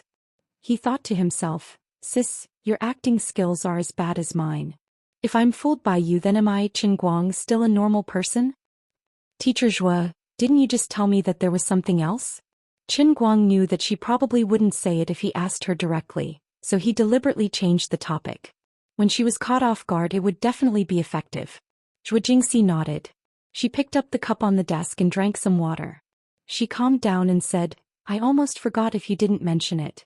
It's like this. I know about your family's situation. For the past 6 months you've been a student studying and earning money. It's really hard on you. Qin Guang shook his head. There's nothing hard about it. Every family has its own problems. Many people at my age are already working on construction sites. Compared to them I'm nothing. Zhou Xian was amused by his carefree manner. She slightly forgot about the unhappiness in Fatty Wang's office. You're quite open-minded. Shrugging his shoulders, Qin Guang replied, That's life. How can everything go as one wishes? Zhou Xian couldn't help but pat his shoulder. You're young but you have quite a lot of philosophy. Qin Guang chuckled. Teacher Zhou, you're only a few years older than me. This life, it's like being... Stop.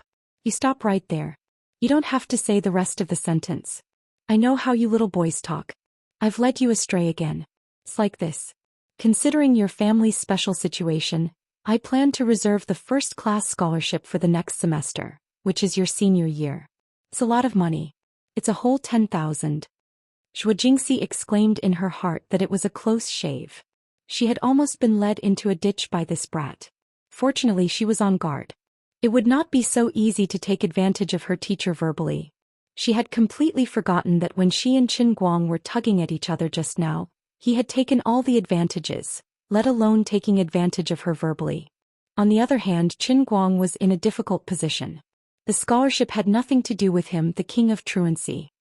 Teacher Zhou, as far as I know there are only 5 first-class scholarships in our entire 3rd year, but there are a total of 14 classes in the same year. This isn't something that I can get just because I want to, right? I think we should just forget about it. Qin Guang beat the drum of retreat loudly. It was not that he did not love money, but he knew how difficult this matter was. Zhou Xian put on a straight face as if she had already seen through him. Come on, I know you don't like to study. But, at the end of the term, you have to do well on your exams. As long as you can get more than 85 points in every subject, I will snatch this first-class scholarship back for you even if I have to. That's settled then. Oh right, you guys are about to take the CET4 exam, right? You have to pass the CET4 exam.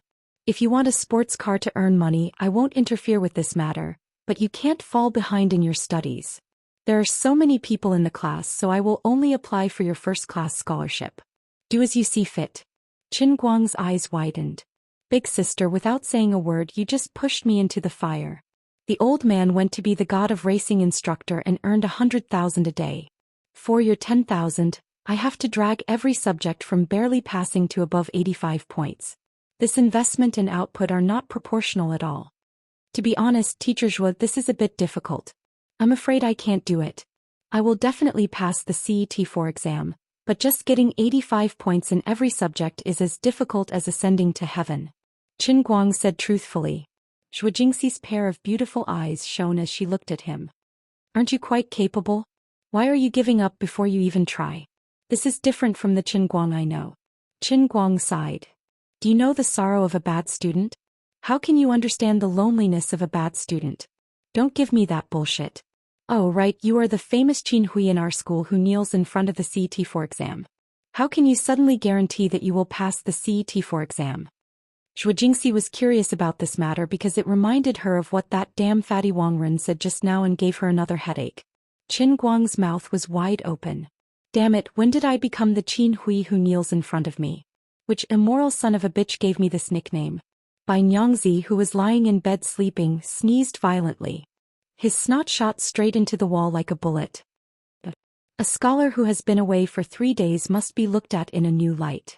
Anyway, I can swear to the heavens that if I don't pass the CET4 exam this time, I will go to Mount Zhongnan to be a Taoist priest. Oh right, you really have to be careful of that bastard Wang Ren. He's so cheap. If he dares to make any unreasonable requests of you, don't be afraid. Tell me and I will bring the whole class, no the whole school to support you. I don't believe that guy can overturn the heavens. As Qin Guang spoke, he suddenly changed the topic to Wang Ren. Teacher Zhou, tell me, what did he do to you just now? We know that bastard's tricks. When Zhou Xian heard this, her heart was moved. She finally relented and told him what happened. What? That bastard. Isn't he making things difficult for me? How could he do that? I'll go beat him up. After listening to Zhou Jingxi's story, Qin Guang propped himself up from the chair, slammed the table and pretended to go to Fatty Wang's office.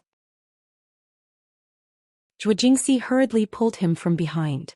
Don't mess around. If I knew you were so impulsive I wouldn't have told you. Although this is troublesome, it's also an opportunity.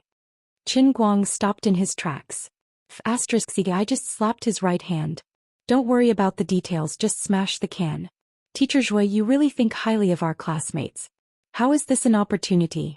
We're only third-year students, and he actually wants you to bring us to have an academic exchange with a student group from MIT? Yes, the other party is also an undergraduate student like us, but how can this be the same? What kind of school is that? Besides, in our entire class, there isn't a single person who can communicate fluently in English, right? Not to mention this kind of academic exchange with professional jargon. Isn't this making things difficult for us? How are we supposed to communicate with others? With Qin Guang's temper, he had even forgotten about this hidden expert of his. Zhou Jingxi sighed but did not say anything. This bastard, he even said that all of our class signed up for the school sports. What kind of positive collective performance is this? What kind of academic exchange opportunity was specially assigned to our class? This is pure nonsense. He's making things difficult for you, Teacher Zhua. He wants to make you fall. Qin Guang slammed the table again, but this time he used his left hand. How could I fall twice in the same pit? Chapter 119. Zhou Jingxi saw that he was excited again and quickly said, Qin Guang, calm down. Forget it, the matter has already been settled and the leaders have already agreed. What else can I say? I'll just bite the bullet and do it. Seeing her like this, Qin Guang was helpless. The more he thought about it, the angrier he got. If it was before today, he wouldn't have cared so much about Zhou Jingxi. However, now that he had taken advantage of her, he felt that this teacher was really a good person. She was gentle and considerate to him, and she even wanted to help him get a scholarship. Just now he had made her cry and he felt that he owed her.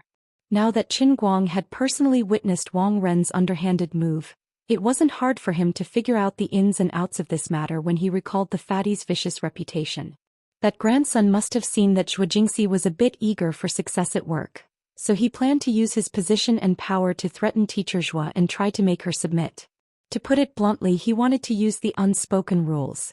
After killing that girl, this guy had restrained himself for a whole year, and now he finally couldn't hold it in anymore? It was no wonder.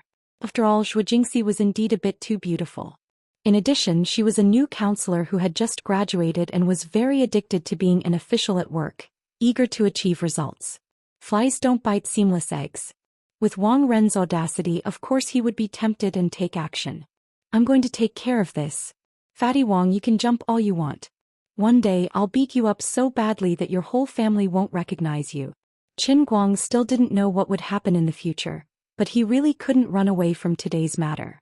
Thinking that Zhou Jingxi was about to suffer a big loss, the more Qin Guang thought about it, the angrier he got. Finally, he glared angrily. The other party is a world-famous top university. How can they send a small fry to our country? We've messed things up and we're going to embarrass ourselves internationally. This should at least be the graduate school's business. It's not too much to send a PhD student for an exchange. If he sends you to our class, he'll be hoping that you'll embarrass yourself and mess up the academic exchange with MIT. It'll be a huge disaster for you as a counselor. Zhou Jingxi finally opened her mouth and sighed. Sigh, it is indeed so. But what could I do? Sun Xiaoxuan is the one with the best English scores in the class, right? I've talked to her before. She has no problem with simple daily conversations, but in an academic exchange her level is far lower. Even I am not qualified to do so. Moreover, there is no reason for me, a teacher, to be responsible for the entire academic exchange between students. After she finished speaking, she frowned again. From the moment Wang Ren announced this matter in front of her, the outcome was more or less determined. It would definitely be messed up, and her image in the eyes of the academy's leaders would definitely take a nosedive. Teacher Zhua, I'm afraid this matter isn't that simple, right? Wang Ren wouldn't cause trouble for you for no reason. Tell me the truth, did he threaten you before? Qin Guang finally asked about this matter, his eyes flashing with a dangerous light. Zhou Jingxi turned her face away, unwilling to talk more. No, no, Qin Guang's face darkened. It's useless even if you don't admit it. You can guess it. Everyone can guess it. Fatty Wang is that kind of person. Teacher Zhui, you're muddle-headed. Your avoidance and forbearance reminds me of someone. Don't tell me you don't know what happened to that girl last year? Zhou Jingxi's body trembled, but she still didn't turn her face away. She only nodded slightly. Yes, I know. Qin Guang felt a sense of sorrow for her misfortune and anger at her lack of ambition. He was secretly glad that he hadn't misjudged her. Although Zhou Jingxi was addicted to being an official, she didn't lose her principles. Otherwise, this wouldn't have happened. Forbearance will only make this kind of evil person take a mile after taking an inch. It will only make him crazier. Do you think that if you reject him once there won't be a second time? A third time? Sooner or later you'll be forced into a dead end by him. When that time comes, what will you do? Qin Guang said as he carefully looked at Zhou Jingxi's face from the side. Unexpectedly, the struggle on Zhou Jingxi's face only lasted for a few seconds. What replaced it was a sense of relief. She laughed. If it really has to be like that, I'll just quit being a counselor. Do you think I'll be taken advantage of by Fatty Wang? As she spoke, she laughed out loud as if she had really let go of a knot in her heart. Qin Guang also laughed. You still won't admit it? I understand even if you don't say it. I didn't say anything. Sai, don't do anything stupid. Although it hurts me to lose my job, you're different from me. You're still a student. If you get expelled from school, it will ruin your life. Zhou Jingxi started to worry for Qin Guang again. Qin Guang shook his head. Of course. Don't worry, I'm not stupid. But I, Qin Guang, will never suffer such losses. We don't know what other dirty tricks he has up his sleeve and we can't care about it. Of course, I won't suffer such losses, and I can't be such a despicable person. But for this academic exchange, you don't have to worry at all. I, Qin Guang, will support you. He, Wang Ren, can never have his way. I can't watch the tragedy repeat itself. Old Master Qin Guang finally thought of something. Damn, I'm a little stupid. How could I forget such an important thing? It's just an academic exchange with international friends. What's the big deal? The old man was the King of English who had been on the Anne Royal with a medieval European accent for 20 years. Now when I open my mouth, it's full of gentlemanly medieval English. Even this king can't pronounce it like a normal American. Let me ask, who in this world has a more standard, more noble and more elegant English than the old man? At that time when the old man opens his mouth with his classical gentlemanly accent, wouldn't that shock the group of Americans? Do I still need to worry about this? This king will personally do it. Cure the disease. The more Qin Guang thought about it, the more excited he became. Especially when he thought about how his lousy English was famous in the hearts of the entire class. At that time he would fiercely blast it out in front of the entire class. It would definitely blind everyone's corium or dog eyes.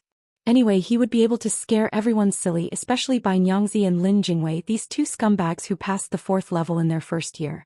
Thinking back to the past 3 years, these two scumbags would occasionally joke about his 4th level. Qin Guang felt like crying. What he hated the most was something Bai Nyangzi once said. Brother Guang, the registration fee is 30 yuan per semester, but you've already wasted 150 yuan. I say, why don't you treat us to a meal? At least after we eat we can still fart out of our buttocks and smell it even if it's smelly. What kind of evil was that? How hurtful was this? Unfortunately, I have nothing to say in response. However, this time, I want to have a change of fortune. In the past you ignored me, but now you can't even reach me. You bastards. Just wait to be subdued by the old man's shocking medieval gentlemanly accent. Therefore Wang Ren stirring up this mess was really an opportunity for him. Not only was it an opportunity for Teacher Zhou to earn his work performance, but it was also an opportunity for me, the King of English Qin Guang, to shock the world. Mortals, kneel.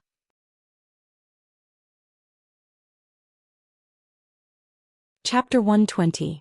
The more Qin Guang thought about it, the more excited he became. His body couldn't stop trembling. Zhou Jingxi looked at him in horror as if she was looking at a lunatic. Oh no, he's crazy. He's sick, very sick. She had already quietly reached for her phone. No, I have to call 120 first to calm myself. No, I should contact the mental hospital directly. 120 may not be able to subdue him.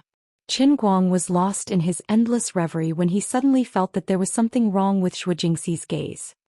He retracted his soul and saw that her finger was already on her phone. There were 3 huge numbers on it, 120. Teacher Zhou, what do you mean by this? Don't tell me you're questioning my strength?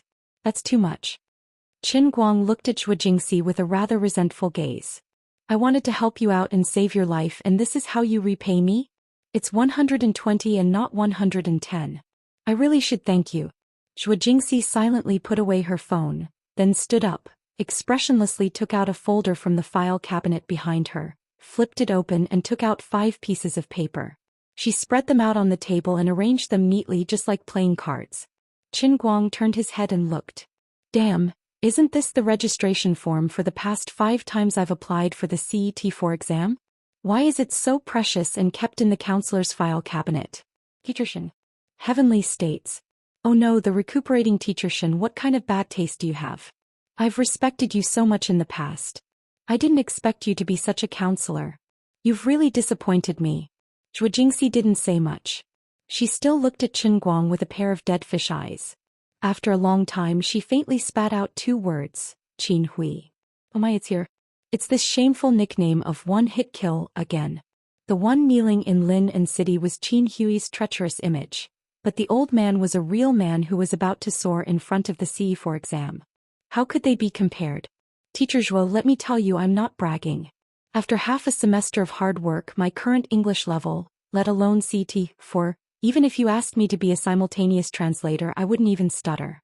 The academic exchange this time really belongs to me. As long as I'm here, there won't be a problem. The other party is also an undergraduate student, so his professional knowledge won't be too strong. It's a competition of oral English.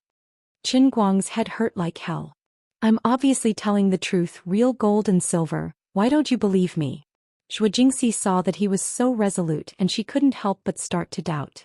Could it be that the rumors were wrong? Was he really one of those rare geniuses? It was just that he was usually lazy, and once he was forced to a dead end he took it seriously and his learning ability was off the charts? Forget it. Anyway, there was no one else I could count on now. It seemed like I could really treat a dead horse as a living one. I could count on him and test his skills first. That's fine. I'll just randomly pick a word. Can you read it and explain it to me? As Zhou Jingxi spoke, she flipped open a professional English magazine on her desk. She randomly flipped to a page and pointed at a word on it. Although Zhou Jingxi was a counselor and didn't care about the specific courses, she was also a graduate of Jianhuan College and was still studying for her PhD. The random book she picked up was really a new international professional thesis collection. Qin Guang was disdainful. What a joke. She actually used the weakest method of recognizing words to test me. She's looking down on me, isn't she? Thinking back, the old man was the man who wrote thousands of love letters to Captain Annie. With an insufferably arrogant aura, Qin Guang said heavily, "Of course there's no problem." Then he turned his gaze to Zhou Jingxi's fingertips. What the F***CK? What is this? I know every single letter, but why do they look so unfamiliar when put together? I don't know. I choose death. He couldn't be blamed. After a rough count, the word that Zhou Jingxi pointed at had nearly 20 letters. It was indeed a combination of terms that often appeared in professional English. But as pirates, we have never used this kind of word. Qin Guang was really annoyed this time. His face was red. Zhou Jingxi sighed. Sigh, I almost believed it. She was also indescribably disappointed. Anyway, this time she was going to be harmed by Wang Ren, right? At this moment, Qin Guang grew anxious. This won't do. I must redeem my image. He quickly picked up another magazine and carefully looked at the cover. Fortunately, it was not that professional. Teacher Zhou, I'll read this paragraph to you. You'll understand immediately. I'm just lacking in vocabulary, but with my current feeling of English, it'll only take a few days. I'll just need to cram a little. After saying that, he really began to read. About 15 minutes later, Zhou Jingxi's mouth was wide open. She looked at Qin Guang as if she had seen a ghost. She was also a graduate student and a doctoral student at the university. Her English was indeed not bad. It was just that her participation in academic discussions was passable, but her listening, reading, and writing skills were far above the average level. But she had to admit that she was stunned by Qin Guang's medieval accent. If she hadn't seen the little boy in front of her, Zhou Jingxi would have thought that the person who had read the entire document perfectly was an aristocrat from England. She couldn't tell where Qin Guang's accent came from. She only knew that it made her feel especially comfortable. Even the school radio announcer couldn't compare to Qin Guang's standard and lingering accent. Where the hell did you learn this from? Even Jin Dongfang's teacher can't compare to you, right? Zhou Jingxi's own accent was practiced at Jin Dongfang. As she spoke, she compared it in her memory and came to a conclusion. Her teacher at Jin Dongfang was far inferior compared to Qin Guang. That was the difference between the light of a grain of rice and the brilliance of the sun and the moon. Qin Guang secretly wiped the cold sweat off his forehead. He was scared to death. Fortunately, there weren't any unfamiliar words in the document. He took out the state he was in when he was reading a love letter to Captain Annie. At the critical moment, he reined in his horse at the precipice and redeemed his image. Therefore, he very suavely turned his head and posed at a 45-degree angle to the sky. Then he slowly turned his face and smiled at Zhou Jingxi. How is it?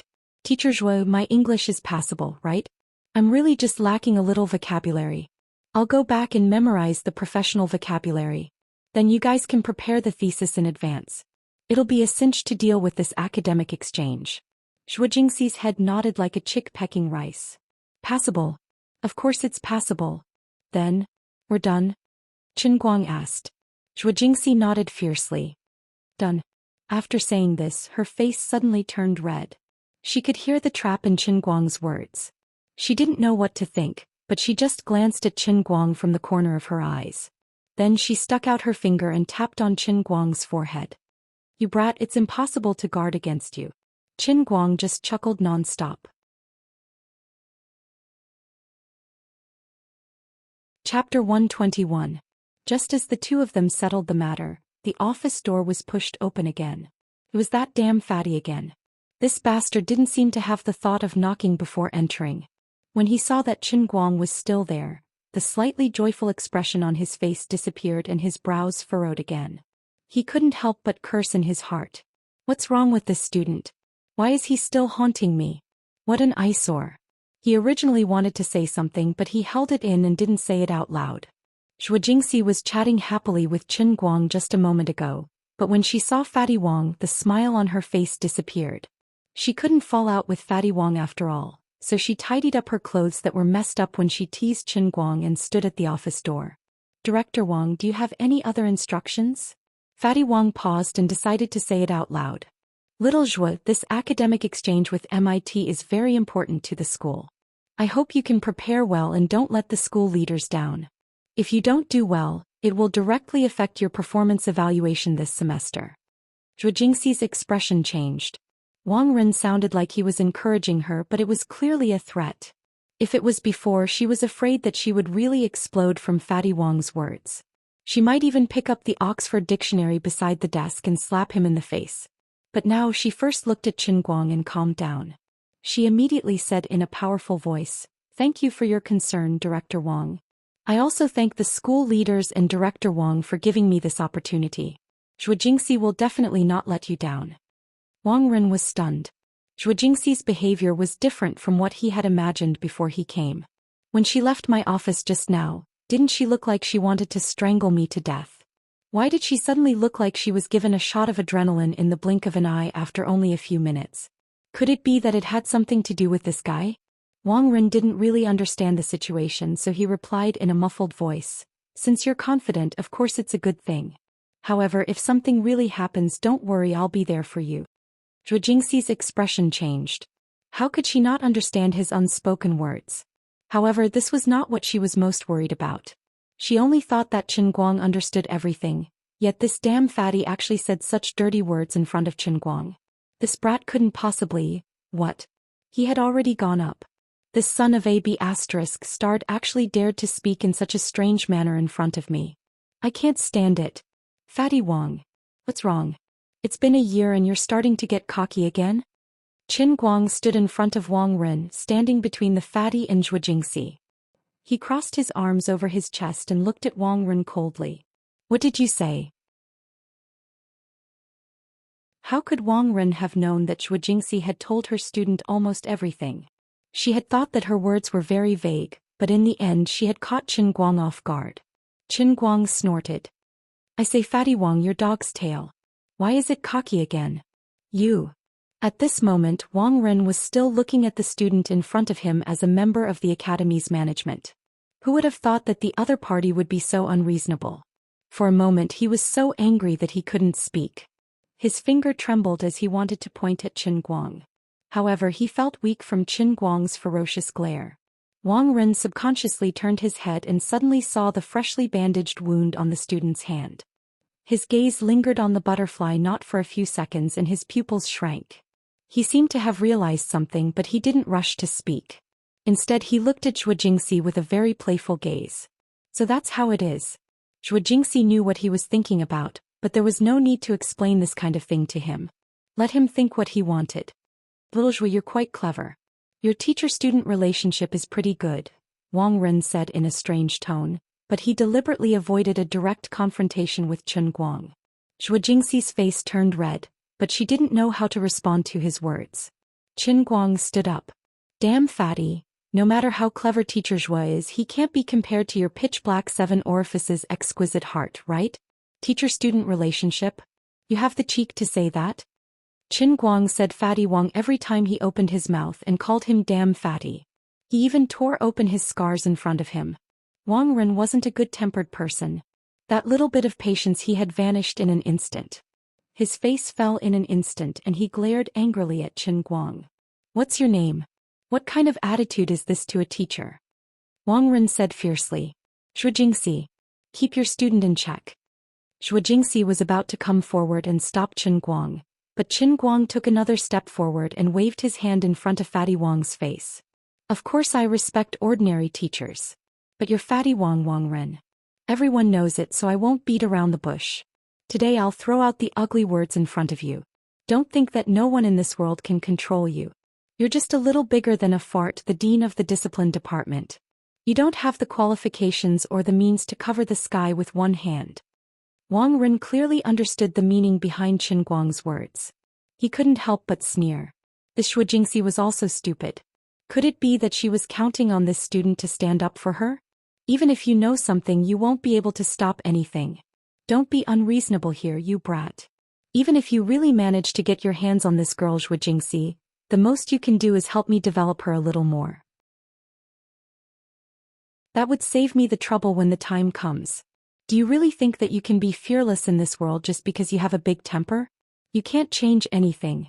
Just you wait, your teacher Zhou will obediently climb into my bed sooner or later, and you won't be able to do anything about it.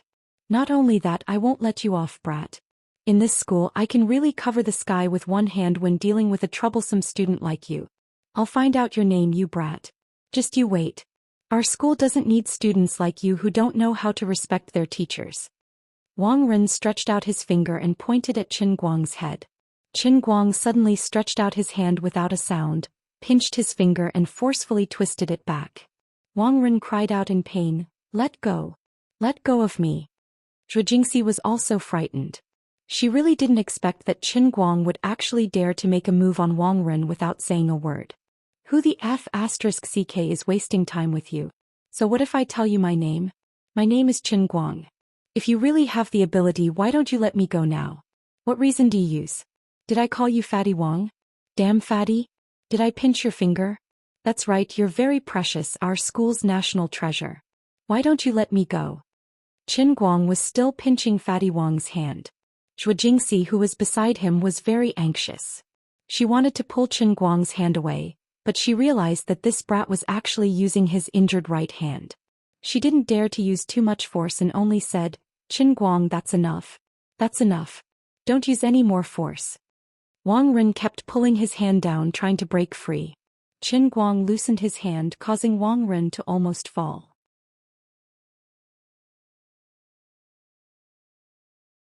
Chapter 122. Wang Ren stood up. He initially wanted to say something harsh, but the pain on his finger still hasn't disappeared. Although Qin Guang didn't look robust, his ferocious appearance made Wang Ren feel guilty. So Wang Ren held back his words and walked 2 steps away before turning back. Just you wait. Just you wait. Qin Guang chuckled. And I'll wait. You wait too. When Fatty Wong finally walked far away, Zhou Jingxi slammed the office door shut. She turned around and fiercely pulled Qin Guang's shoulder. She said angrily, "What the hell are you thinking? Didn't I tell you not to do anything stupid? Why did you offend him so directly? Even if he can't do anything to you this time, what will you do if he picks on you in the future? He is the dean of the school's discipline department. If he really wants to punish a student, who can stop him? Why are you so naive and impulsive? You're really going to piss me off." Qin Guang did not care and shrugged. Instead, he smiled lightly and patted Zhou Jingxi's head. "Teacher Zhou, you're naive. It's not me, it's you." She did not expect this little brat to suddenly make such an intimate move and even put on a mature and prudent look. He was completely different from the person he was just now. Zhou Jingxi was stunned for a few seconds before she regained her senses. "What nonsense are you talking about?" Qin Guang sat down again and first checked the bandage on his right hand. After confirming that there was no blood seeping out, he said, "Teacher Zhou, what do you think Fatty Wong's purpose in making things difficult for you?" Zhou Jingxi saw that he was really serious and calmed down a little. She wanted to see what he could say, but she was really embarrassed to answer his question. "If you're embarrassed to say it, then I won't point it out. But we both understand. But what if, when that day comes, I jump out and mess up what he thought was in the bag? Tell me, who do you think he hates the most?" Qin Guang said as he pointed at his own face. Zhou Jingxi's mouth was wide open. After a while she said, "It's really you." "That's right. He's petty, insidious and vicious. I've ruined his plan, so he must hate me to the core. So, regardless of what happened just now, the grudge between me and Fatty Wong has been sown the moment I decided to help you. Since that's the case, why should I swallow my anger in front of him? Don't you understand what I've told you before? If wolves and hungry tigers want to eat your flesh, even if you kneel down and beg them, they will still rush up and bite you to death." Zhou Jingxi was completely stunned. Qin Guang's words were like a huge rock smashing into her heart. In fact, she really didn't think that much before. She just felt happy. A matter that could have ruined her career actually happened to be solved by her student.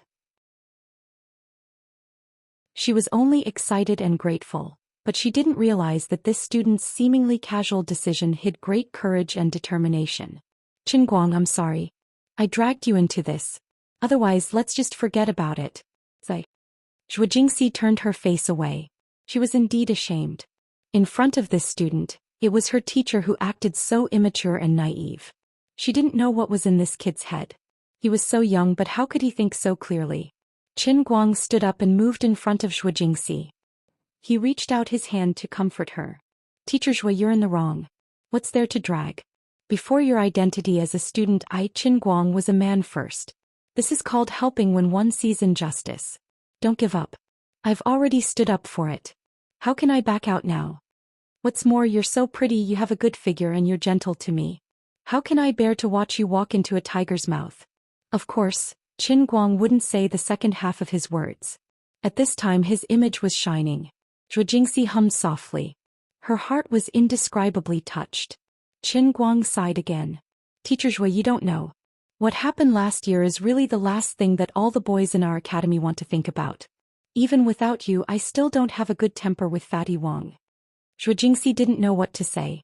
She only sighed. "Sigh. Don't make wild guesses without evidence." Qin Guang only smiled coldly. Of course, if there was evidence, would he be able to stay here comfortably? However, justice has long arms. He was well behaved for a whole year and now he's inflated again. This isn't necessarily a bad thing. As long as he gives himself away, he'll be in trouble sooner or later. He didn't have a chance in the past, but as long as there's a chance, whether it's me or any boy with a sense of justice in the academy, will want to personally avenge that girl. Zhou Jingxi hummed again, but she was still worried for Qin Guang. "Alright, come, Teacher Zhou. Smile for me. Didn't Fatty Wong think wrongly just now? Why don't we just make it real? Otherwise, I'll be at a big disadvantage. It's not worth it." Seeing that she was still gloomy, Qin Guang chuckled and suddenly reached out his hand toward Zhou Jingxi's fair and delicate face. Zhou Jingxi didn't expect this guy, who was a saint just now, to suddenly turn into a hooligan. She quickly blocked his hand. "You're not serious. How dare you take advantage of me?" Qin Guang had a wretched smile on his face. "How is this taking advantage of me? This is called acting." "That's right, I haven't come out of acting yet." He laughed strangely and suddenly slapped Zhou Jingxi's beautiful butt. Then, without waiting for her reaction, he opened the door and ran out. Class is almost starting. I'm going to the academic building. Zhou Jingxi was extremely embarrassed and chased after him from the office. Qin Guang Yu, but she couldn't scold him in the end. There was still a burning sensation on her butt and her face was boiling hot. This guy. His sneak attack was successful. Zhou Jingxi stomped her feet angrily. Only then did she realize that her current state would cause others to misunderstand her. She quickly covered her face and returned to the office. She closed the door and leaned her back against it. She realized that her heart was beating very fast and her breathing was a little erratic. But what made her even more panicked was that she wasn't angry at all. Zhou Jingxi didn't know that her behavior just now had indeed fallen into the eyes of someone with ulterior motives. Wang Ren's office was in the inner part of the school building. It was directly facing Zhou Jingxi. Ever since this guy returned to his office, he had been quietly watching from the gap in his curtains. He saw Qin Guang run out with a wretched smile and Zhou Jingxi chase after him with a blushing face. He was even more convinced of his guess. These two people really had an affair. You slut. You're as tough as a saint in front of me. You'd rather break than bend, but behind my back you're getting intimate with a student. Qin Guang, just you wait. I'll let you know the price. Back then, even if I was the one who did it, so what? I Wang Ren am still here. Who can do anything to me?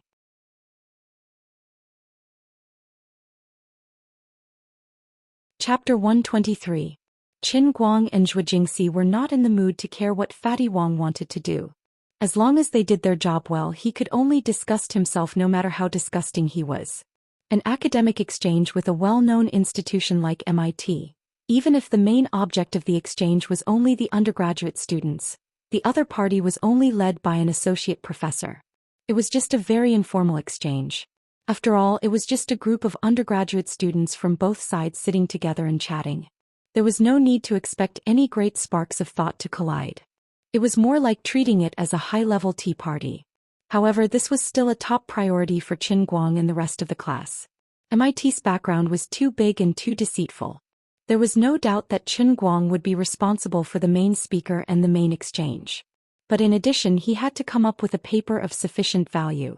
At the very least, it had to be a summary article. When Zhou Jingxi turned her head and looked at Qin Guang, he immediately shook his head like a rattle and repeatedly emphasized that he did not have the ability. The academic exchange was only 4 or 5 days away, and he still had to work hard to improve his professional English vocabulary. He did not have time to write a paper. Zhou Jingxi thought this was reasonable, so she did not consider giving this task to Qin Guang. In the end, the task of writing the paper fell on the heads of a few girls led by Sun Xiaoxuan. There was no way around it. In the top student team there were more women than men.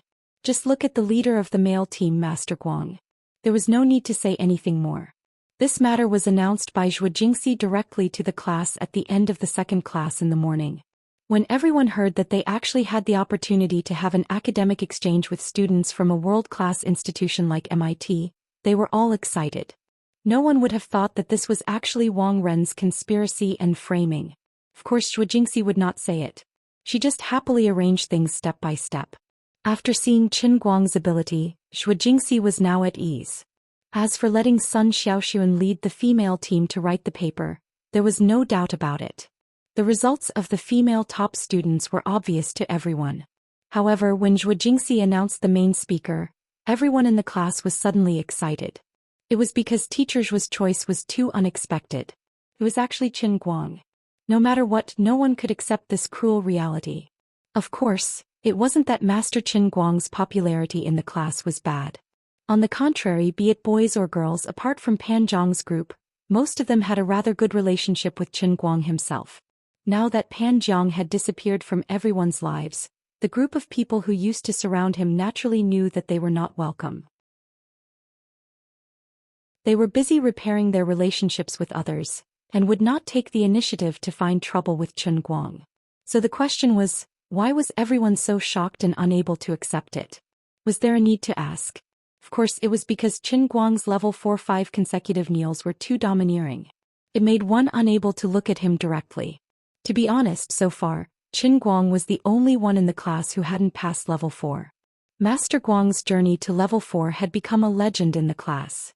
Even Wenwen had given him that kind of reward. Qin Guang's reputation for his English level didn't need to be mentioned.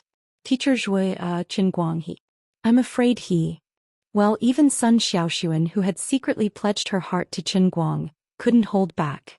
It wasn't that she wanted to do it herself, but she was purely worried for Qin Guang. She was afraid that he would embarrass himself in front of everyone. Sun Xiaoxuan thought that Teacher Zhuo was deliberately trying to punish Qin Guang, so she couldn't help but blame Teacher Zhuo in her heart. She felt that she had gone a little overboard. Qin Guang had only given up on the school sports meet. You didn't have to push him to the front of international friends to embarrass yourself. Moreover, if this matter were to blow up, it wouldn't be good for the school either. Zhou Jingxi was also quite speechless at this moment.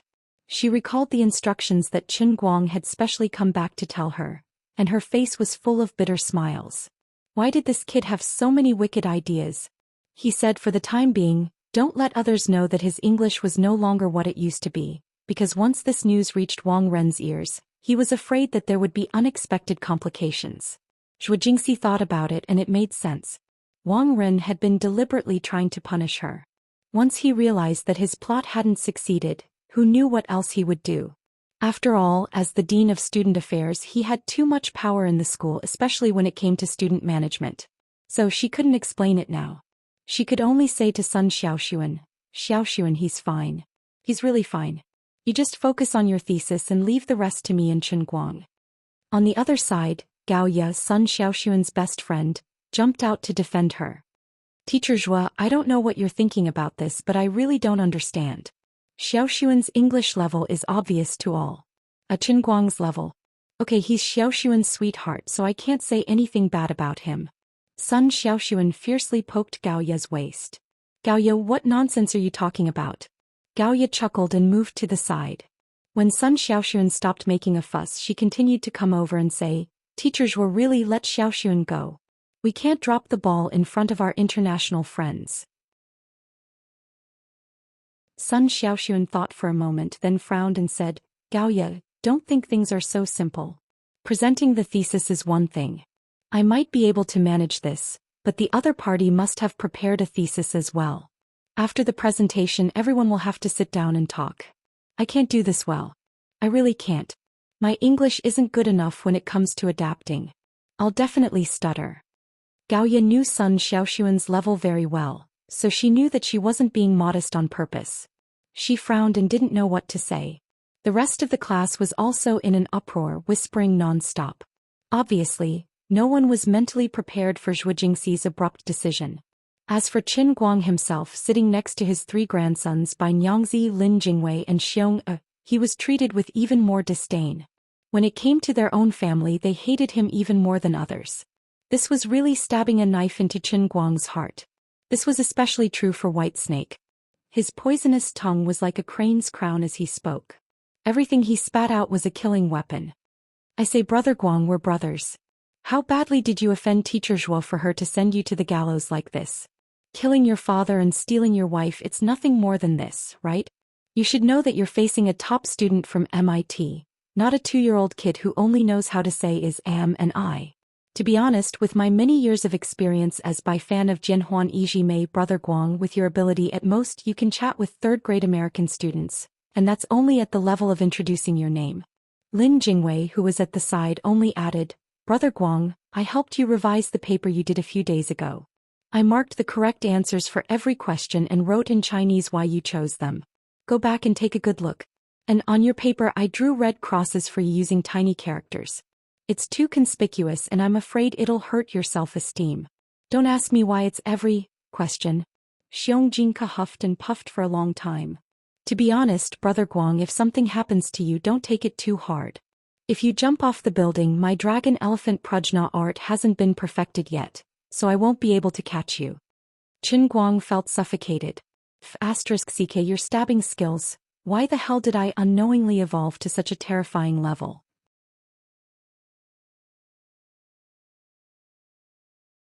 Chapter 124. Foolish mortals. Since you guys are heartless, don't blame me for being heartless. Did they really think that Qin Guang had made Zhou Jingxi keep it a secret because he had such long-term considerations as he said? Of course not. Hiding it from Fatty Wang was just in passing. Qin Guang's real target wasn't Fatty Wang, but these demon-like students who kept jumping around him. Fatty Wang was just a pitiful cover. My real target was you guys. Bai Nyangzi, right? Kaki, right? Little Linzi, right? Lin Pingji, right? Xiong'er, right? Second, right? I'll let you guys be cocky for now. I'll hide it from you guys first, then I'll scare you guys. When you guys see the old man's true strength, then all of you will obediently offer your knees. I want a 10-year-old knee. No additives. Faced with these people stabbing him one by one, Qin Guang only put on a mysterious smile and said nothing. You guys don't understand. Then he kept reminding himself to calm down. I must calm down. I must not punch Bai Nyangzi's face, tear his mouth apart and pull out his tongue. Oh my, I'm thinking too far. Stop. You don't understand my ass. Hurry up and find teacher Zhou to get rid of this matter. We're doing this for your own good. Bai Nyangzi was already taking advantage of them. Lin Jingwei even walked over to Zhou Jingxi, planning to speak on behalf of Qin Guang. Damn it. Our friendship is over. From now on I can't be friends with you guys anymore. I've become Liuli's savior, this heaven-defying main character identity. From now on, I'm destined to live a lonely and invincible life. Qin Guang gritted his teeth in hatred. He spent a lot of effort to control these three good-for-nothings who were focused on making their teammates miserable. I'll tell the three of you. All of you sit down obediently. Don't say another word of nonsense or don't blame me for turning against you. Qin Guang was domineering. Are you going to fall out with me? Very arrogant, right? Qin Guang's domineering CEO posture didn't last more than 5 seconds before he was brutally suppressed by his 3 grandsons. However, seeing that Qin Guang had made up his mind, the 3 of them stopped making a fuss. They looked at Qin Guang as if he was an idiot, looking at him as if he was a hopeless fool. Qin Guang was furious and gnashed his teeth. Did he really think that his 20 years of focus on face slapping was for nothing? All of you just you wait. When the day comes, I will definitely repay the contempt you have given me by 10 times, 100 times, 1,000 times, 10,000 times. Pretending to be a pig to eat a tiger, pretending to be pretentious and slapping people's faces, I was born with this skill. If you provoke me, I'll beat anyone and I'll beat my own people to death. Fallen. Smash. I will endure, I must endure. Michelangelo, Raphael, Da Vinci and someone else. At this moment he was possessed by the divine tortoise. What the old man pursued was the terrifying pleasure that would erupt after the most intense suppression. Finally, the matter of the speaker being Qin Guang, Zhou Jingxi withstood the immense pressure and Qin Guang himself withstood all sorts of doubtful gazes, but he still managed to overcome all the difficulties and dangers to settle this matter. In the midst of this, there were people who suspected that Zhou Jingxi wanted to punish Qin Guang. Qin Guang had to personally go on stage to express his stance before he helped Zhou Jingxi clear up the misunderstanding. Fortunately, this person was Qin Guang. If it was someone with poor social relations, this matter would definitely have been blown up to the heavens. Zhou Jingxi let out a long sigh of relief. When no one was looking, she secretly glared at Qin Guang, then turned to the other students and said, "Then this matter is decided. Everyone go back and prepare well. In 4 days we will face MIT." When she finished speaking, she swiftly left. It was too strenuous for her to stay in this atmosphere, so she left the rest to Qin Guang to deal with. After Zhou Jingxi left, the other boys and girls in the class finally could not hold it in any longer. They all came forward to comfort Qin Guang. It was also because these people were more restrained and not as unrestrained as Bai Nyangzi and the other 3 goods. Otherwise, Qin Guang would really have been forced to speak in a medieval gentleman's accent in front of everyone. But in the end he still held it in. That's right, the most important of the 3 essentials of face slapping was that one must not be impatient. Like a spring, one must let it collapse to its tightest and then explode with a whoosh. Only then would there be the most intense pleasure. The humiliation, now was all for the future eruption. You guys are still so shabby. Take out your clothes. How can ordinary people like you understand this elder brother's realm? My English is something that you can only look up to, something that can only be seen but not reached. I'm not saying it now because I don't want to scare you to death. I'll let you live for a few more days. Later, I'll let you have a taste of the old man's face-slapping skills in front of everyone. If I really want to face slap, I won't even let myself go. I have a special face slapping skill. After a long commotion, only Sun Xiaoxuan, Gaoye, and Bai Nyangzi remained. Sun Xiaoxuan came to Qin Guang with a frown. He looked at him worriedly and asked, "Is it really going to be okay?" Qin Guang fiercely patted his chest, which sounded like a drum. "Of course it's going to be okay. You just need to prepare your thesis. Leave the rest to me. I promise to complete the mission." Gaoye couldn't help but laugh. "I really don't know where you get your confidence from. If it weren't for your handsome face, I would have thought that you were swapped. Anyway, in the next few days you can make up as much as you can. Our Xiaoxuan has to write his thesis, so he can't help you." Lin Jingwei suddenly poked his head out from the side and pointed at his own face. "Really? Who's more handsome, me or Brother Guang?" Gaoye glared at him. "What do you think? Do you need to ask?" Lin Jingwei had made a big fool of himself. He scowled miserably and went to the side to lick his wounds. His heart, liver, spleen, and kidneys all hurt. Sun Xiaoxuan could only sigh in the end. She also felt that it was strange. If it had been someone else, they might not have believed that Qin Guang could do it. But just now, when she saw Qin Guang's confident expression, she actually felt that he could do it. The Qin Guang she knew had never disappointed her. When the two sides separated, Sun Xiaoxuan suddenly remembered what Gaoye had said. She scolded, "Gaoye, how could you say that in front of Mr. Zhou? What do you mean by Qin Guang is my sweetheart?" Gaoye chuckled. "Xiaoxuan, you don't understand. I'm helping you." Sun Xiaoxuan was even more confused. "What are you helping me with? Although we're university students now, it's not good to say that in front of a teacher, right?" Gaoye didn't explain further to her. Instead, she put on an unfathomable look. She thought to herself, "Xiaoxuan, as your sister, I'm really trying my best to help you. But in the end, you still have to fight for these things yourself.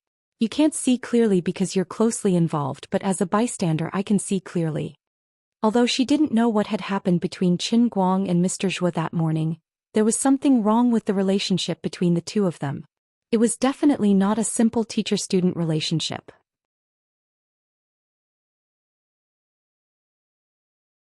Chapter 125. The farce that happened in the Department of Environmental Science reached Wang Ren's ears that afternoon. Qin Guang hid it from everyone, and Wang Ren fell for it without hesitation.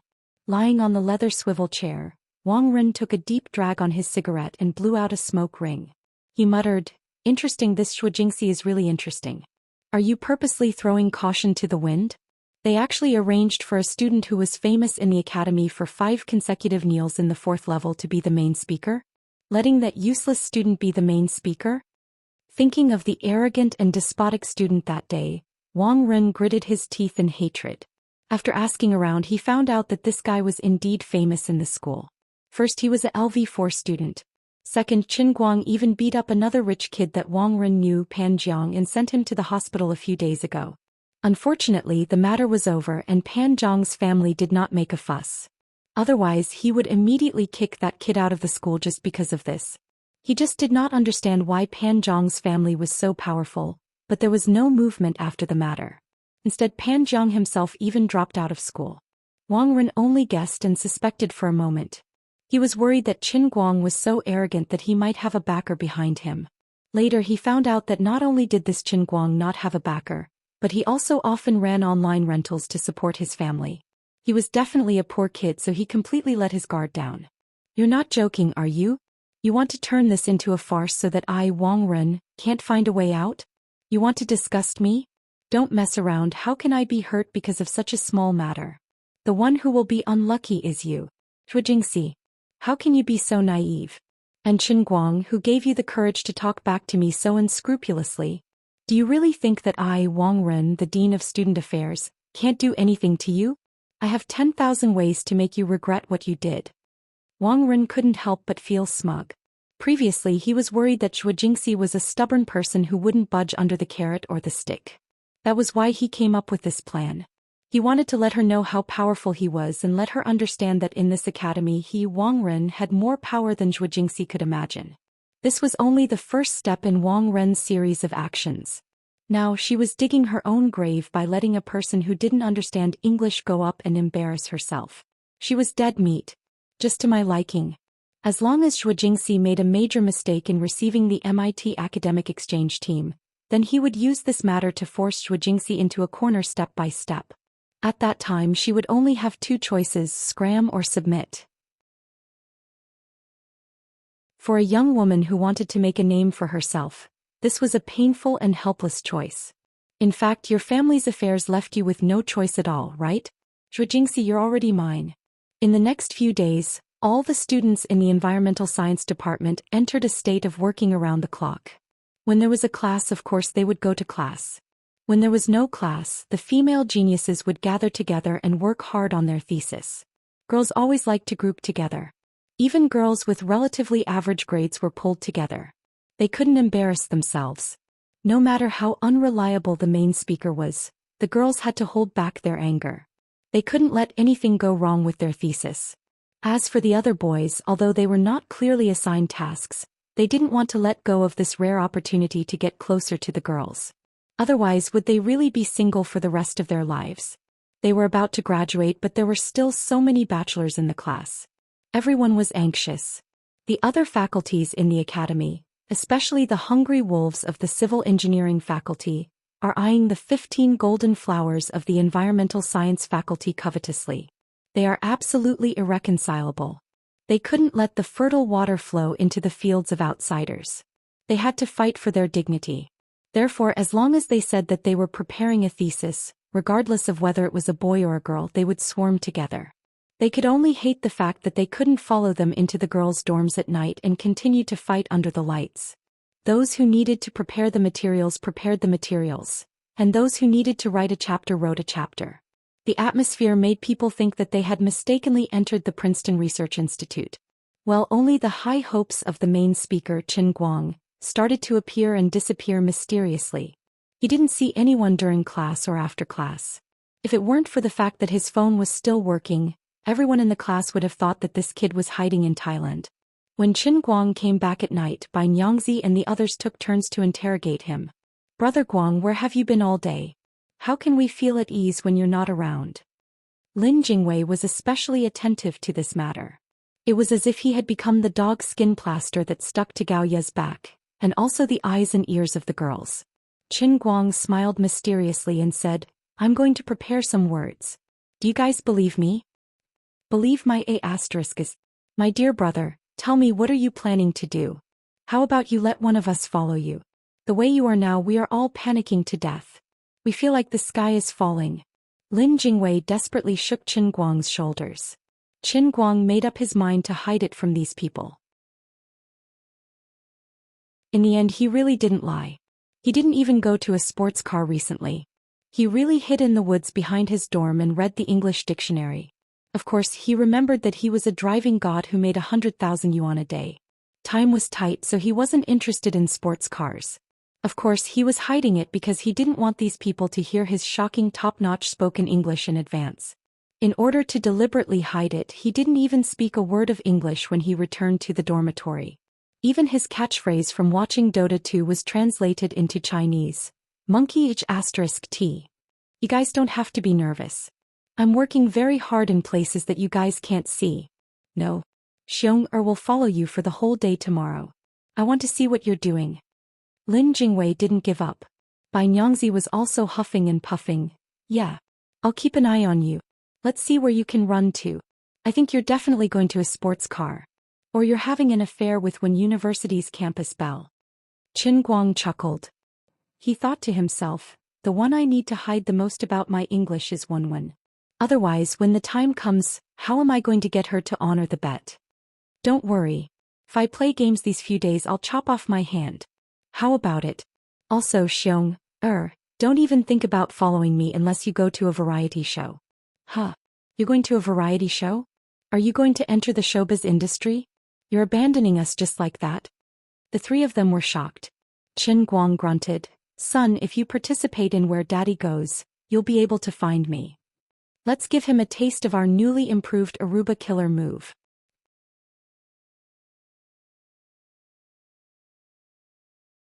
Chapter 126. No one knew what's going on with Qin Guang, and no one could do anything to him. After all, everyone knew that he was famous for being unafraid of anything, and his skin was thicker than a city wall. However, the arrival of the MIT people was getting closer and closer, and the preparation for the thesis was getting more intense. No one had the time or energy to pay attention to the shameless presenter. In any case, everyone was holding in their anger. No matter how ridiculous the situation was, it could only be the fault of the speaker. Our thesis must be of a high class and elegant quality. We're worthy of MIT's guests, and we're worthy of Gokyo University's status as one of the top 10 comprehensive universities in the country. In the blink of an eye, it was the first day of the academic exchange. Sun Xiaoxuan began to panic, his heart burning with impatience. There was no other reason. Originally, she planned to take out the thesis in advance and even personally edit it into an English version. Then she would drag Chen Guang to practice. However, the final draft had yet to be completed. There was still a lot of editing to be done. Who knew if there was a logical problem? She would have to revise it, let alone translate it into an English version and practice with Chen Guang. She couldn't be blamed. Everyone was too focused on perfection and the preparation time was too tight. It was only a short 4 days. On the first day they came up with the idea.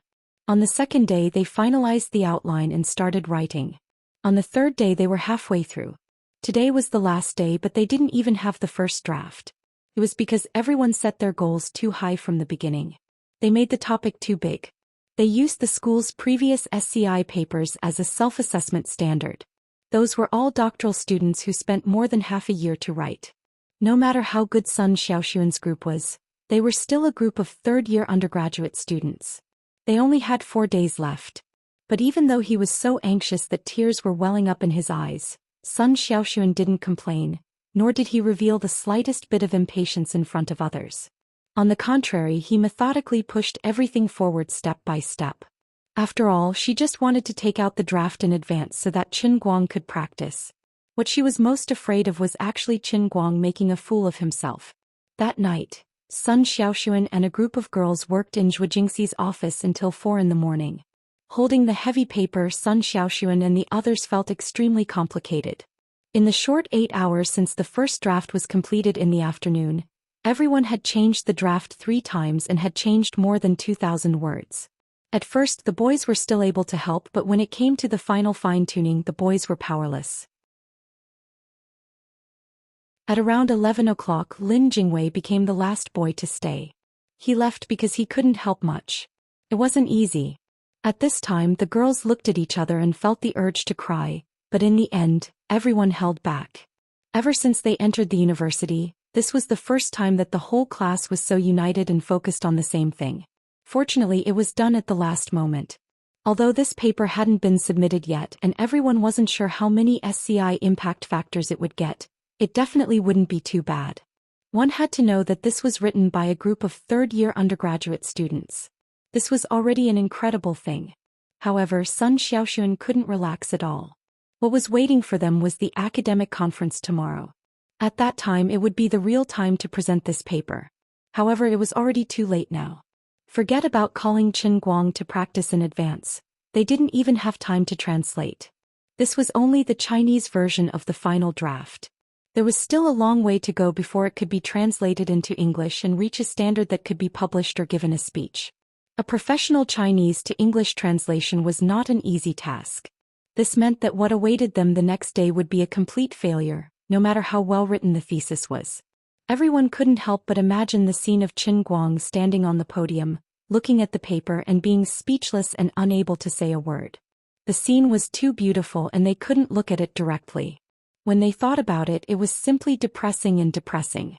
Xiaoxuan, what kind of sh*t is this? I really don't know what Teacher Zhou is thinking.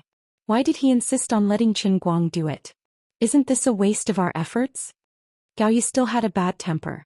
Only with her relationship with Sun Xiaoxuan did she not have to worry about Sun Xiaoxuan getting angry.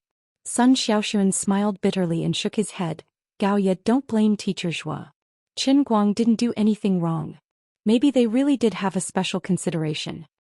Gaoyu was furious. What do you mean Chen Guang didn't do anything wrong? Take a look at what he has been doing for the past few days.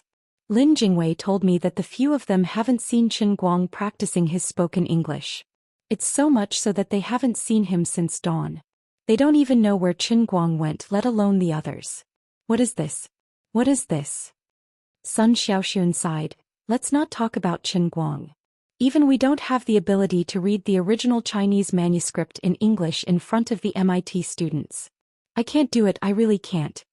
The other girls also sighed, knowing that Sun Xiaoxun was right. But to translate this article into a standard English version, we might not even be able to finish it in 2 or 3 days. After all, we're not very good at English grammar yet. Sigh. Gaoya also thought the same.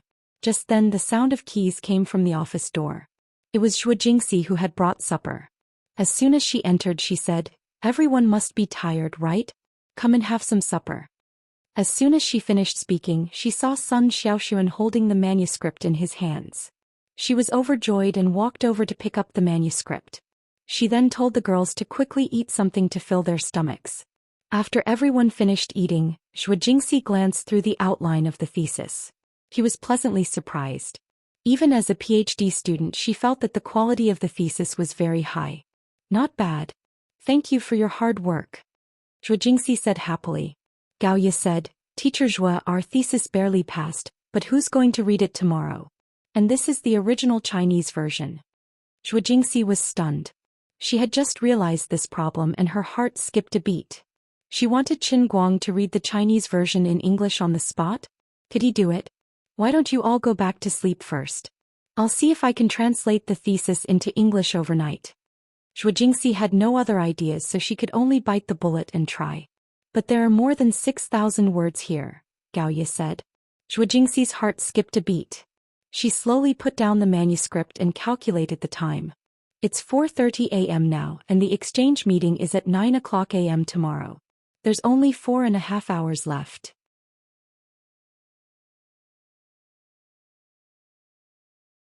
Chapter 127. Sun Xiaoxun clenched his teeth. It's all my fault. I should have prepared earlier and let everyone translate it into English while I wrote it in Chinese. Zhou Xian patted the back of Sun Xiaoxuan's hand. Xiaoxuan, don't blame yourself. It's not your fault. Besides, the Chinese version hasn't been finalized yet. Who knows what will be changed or how? We can't do the English translation. There's no way to change the order. But what do we do now? Sun Xiaoxuan and the others looked at Zhou Xian with blank eyes. Looking at the girl's empty eyes, Zhou Xian felt bad and sighed heavily. Now that it's come to this, we can only bite the bullet and believe in Qin Guang. At this time, I don't want to hide it from you anymore. Qin Guang's English is better than you think. I've never seen a college student with a more authentic spoken language. Maybe he can do it. You should go back to your dorms and rest. It's too late now. I'll come to the girls' dorms tomorrow morning to wake you up. Sorry for the hard work. What? The girls didn't pay attention to the second half of Zhou Xian's words. They were shocked by the first half. Did we hear it wrong? This is the worst joke of the year? Qin Guang's English is good and his spoken language is authentic? Teacher Zhou, I can't believe your lies to comfort people at all. Teacher Zhou, how long have you known him? Less than 2 weeks. How long have we known him? 3 years. How can we not know what his level is? Even Sun Xiaoxuan, a Qin Kan and Qin Gafao, couldn't help but blush and feel ashamed after hearing this kind of nonsense. Teacher Zhou, your level of lying with your eyes wide open, I can't do it. Forget it, I'll just treat it as a joke. The girls could only pinch their noses and believe it. They really didn't have a second choice. Even if they felt that Teacher Zhou must have been drugged to say such nonsense, they could only accept it. There really wasn't enough time. The next day, almost everyone in the environmental sciences class woke up early. Even Sun Xiaoxuan and the other top students, who had stayed up until almost 5 in the morning, opened their eyes at 7 in the morning. There was no need for Zhou Xian to wake them up. There were too many things weighing on people's hearts. Even if they were extremely tired, it was still difficult for them to fall asleep. Moreover, these were little girls who had yet to experience society. Their temperaments were not that steady. After returning to the dormitory, these poor girls tossed and turned on their beds, unable to fall asleep. Their minds kept thinking about what would happen the next morning as if they were having a nightmare. In the end, it was equivalent to them taking a nap for more than 2 hours. Although everyone knew that it wasn't good for their skin, the last hurdle was right in front of them. They could only grit their teeth and endure it. Even if it was embarrassing, he had to accept it. After all, it wasn't as if the sky would collapse. The other boys weren't much better. When they thought of their future wives being tortured by the academic exchange, their hearts ached. Well, even though they didn't know which girl was their future wife, it wasn't important. Anyway, they had to hurt their hearts first. If they cast a wide net to catch a few more fish at once, they would definitely be able to hit one. Only old Master Qin Guang seemed to be in a very stable mood. He ate well and slept well. He opened his eyes at dawn. However, the moment he opened his eyes, he realized that something was wrong. Lin Jingwei's 3 grandsons actually tied him up while he was asleep. If you tied me up, then so be it, but why did you have to tie me up so tightly? So shameful. Also, what was the meaning of those 2 ropes that went from my crotch all the way to my shoulders? Everyone, please listen to me. There's something this old man doesn't understand. Why am I tied up like a dumpling by all of you? And it's even a dumpling with meat filling. It's the kind of dumpling that can't pass the trial. I can't accept this humiliation.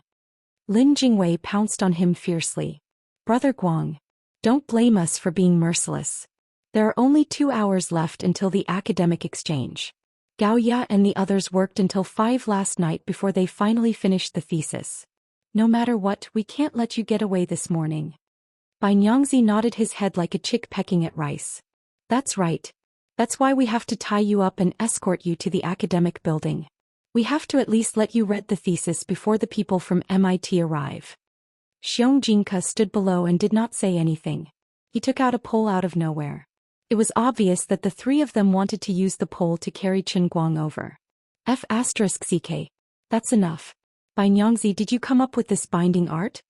Qin Guang forced himself to do a sit-up and sat up straight. He looked down and was instantly embarrassed. The level of this art of binding could not be achieved without 10 years of painstaking research. Bai Nyangzi blushed slightly. Yes. How is it? Not bad, right? I'm not bad, you old ancestor. Have you been watching too many movies about Billy King recently? Your shameful bondage technique is simply at your fingertips. Don't tell me you guys really want me to go to the classroom in my underwear and a towel? Untie me. I'll beat you all to death. After about a minute, Qin Guang finally regained his freedom. He had just put on the t-shirt when he felt a chill on his arm. He poked his head out and saw that Lin Jingwei had taken out a prop handcuff and was handcuffing himself and Qin Guang at the same time. Brother Guang, don't look at me like you want to eat me alive. I haven't showered in a few days. Now that things have come to this, as your life and death friend, I will definitely not let you have any chance to escape at the last minute. Anyway, if it were someone else, they would also end up in the dark. After thinking about it, as a family we should send you to the execution ground. That would be more worthy of the hard work of the others. We won't say a word about righteousness before family. Anyway, let's hurry and meet up with class rep Sun and the others. Teacher Zhou arrived early in the morning. Time is of the essence, Lin Jingwei said with a resolute tone. Qin Guang's face darkened. No wonder these scumbags were guarding against him like a thief early in the morning. They were afraid that he would run away. What kind of person do you think I am? I, Qin Guang, am a responsible person. I dare to do what I do. My words carry enormous weight. I told you to leave this matter to me and I will definitely do it well. Can you not give me this kind of **T situation? Bai Nyangzi grabbed Qin Guang and Lin Jingwei's hands, which were handcuffed together, and raised them to the sky. Oh yeah. Congratulations to Qin Guang for winning this year's international lying contest. He only said one sentence. Get lost. Don't touch my right hand. I'm a wounded person. No matter how uncertain everyone was, 10 minutes later, Qin Guang and the others finally stood in the classroom of the school building. Lin Jingwei was still handcuffed to him, but Xianxia didn't follow. He went to buy breakfast for everyone.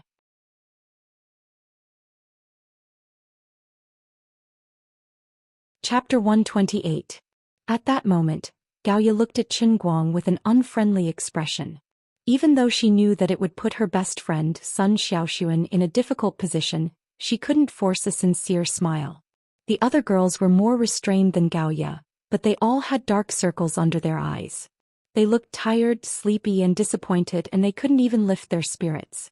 Although Zhou Jingxi was confident in her heart, that was in the past.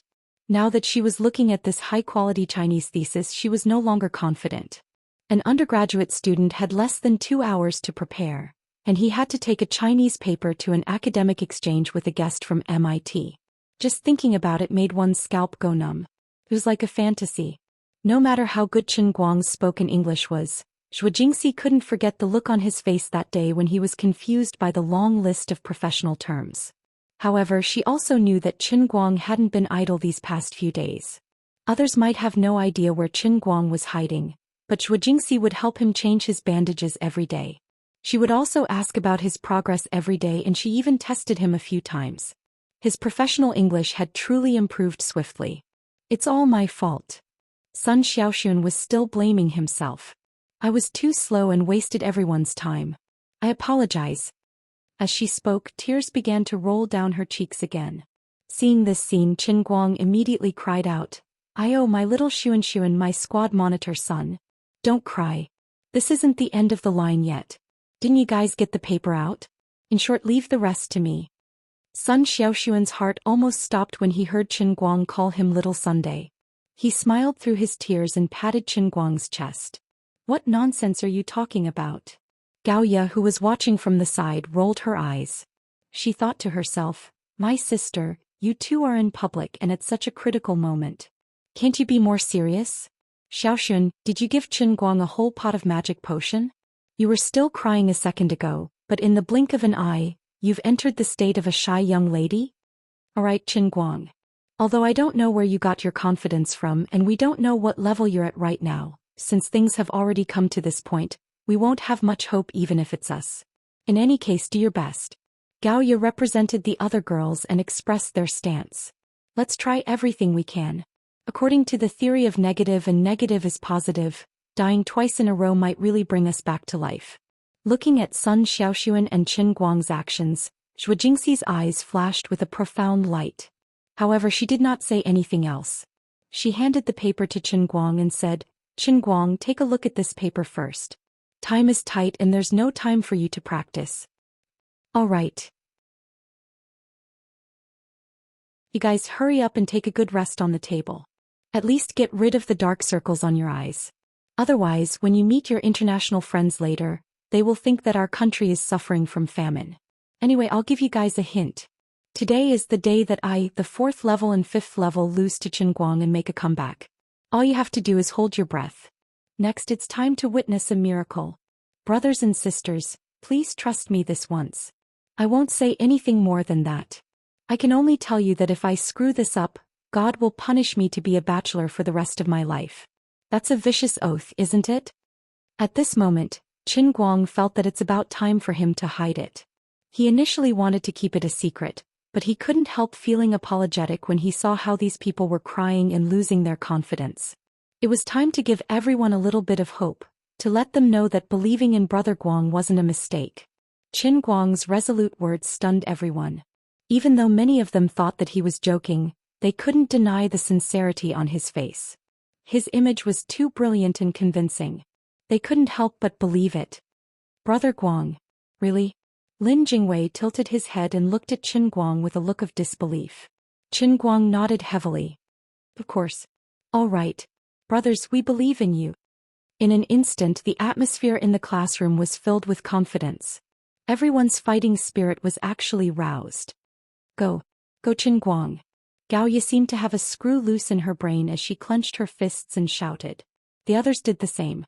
The cheers in the classroom rose and fell one after another. Qin Guang was touched. "Thank you, everyone. Thank you for your trust. I won't let you down. Believe in me."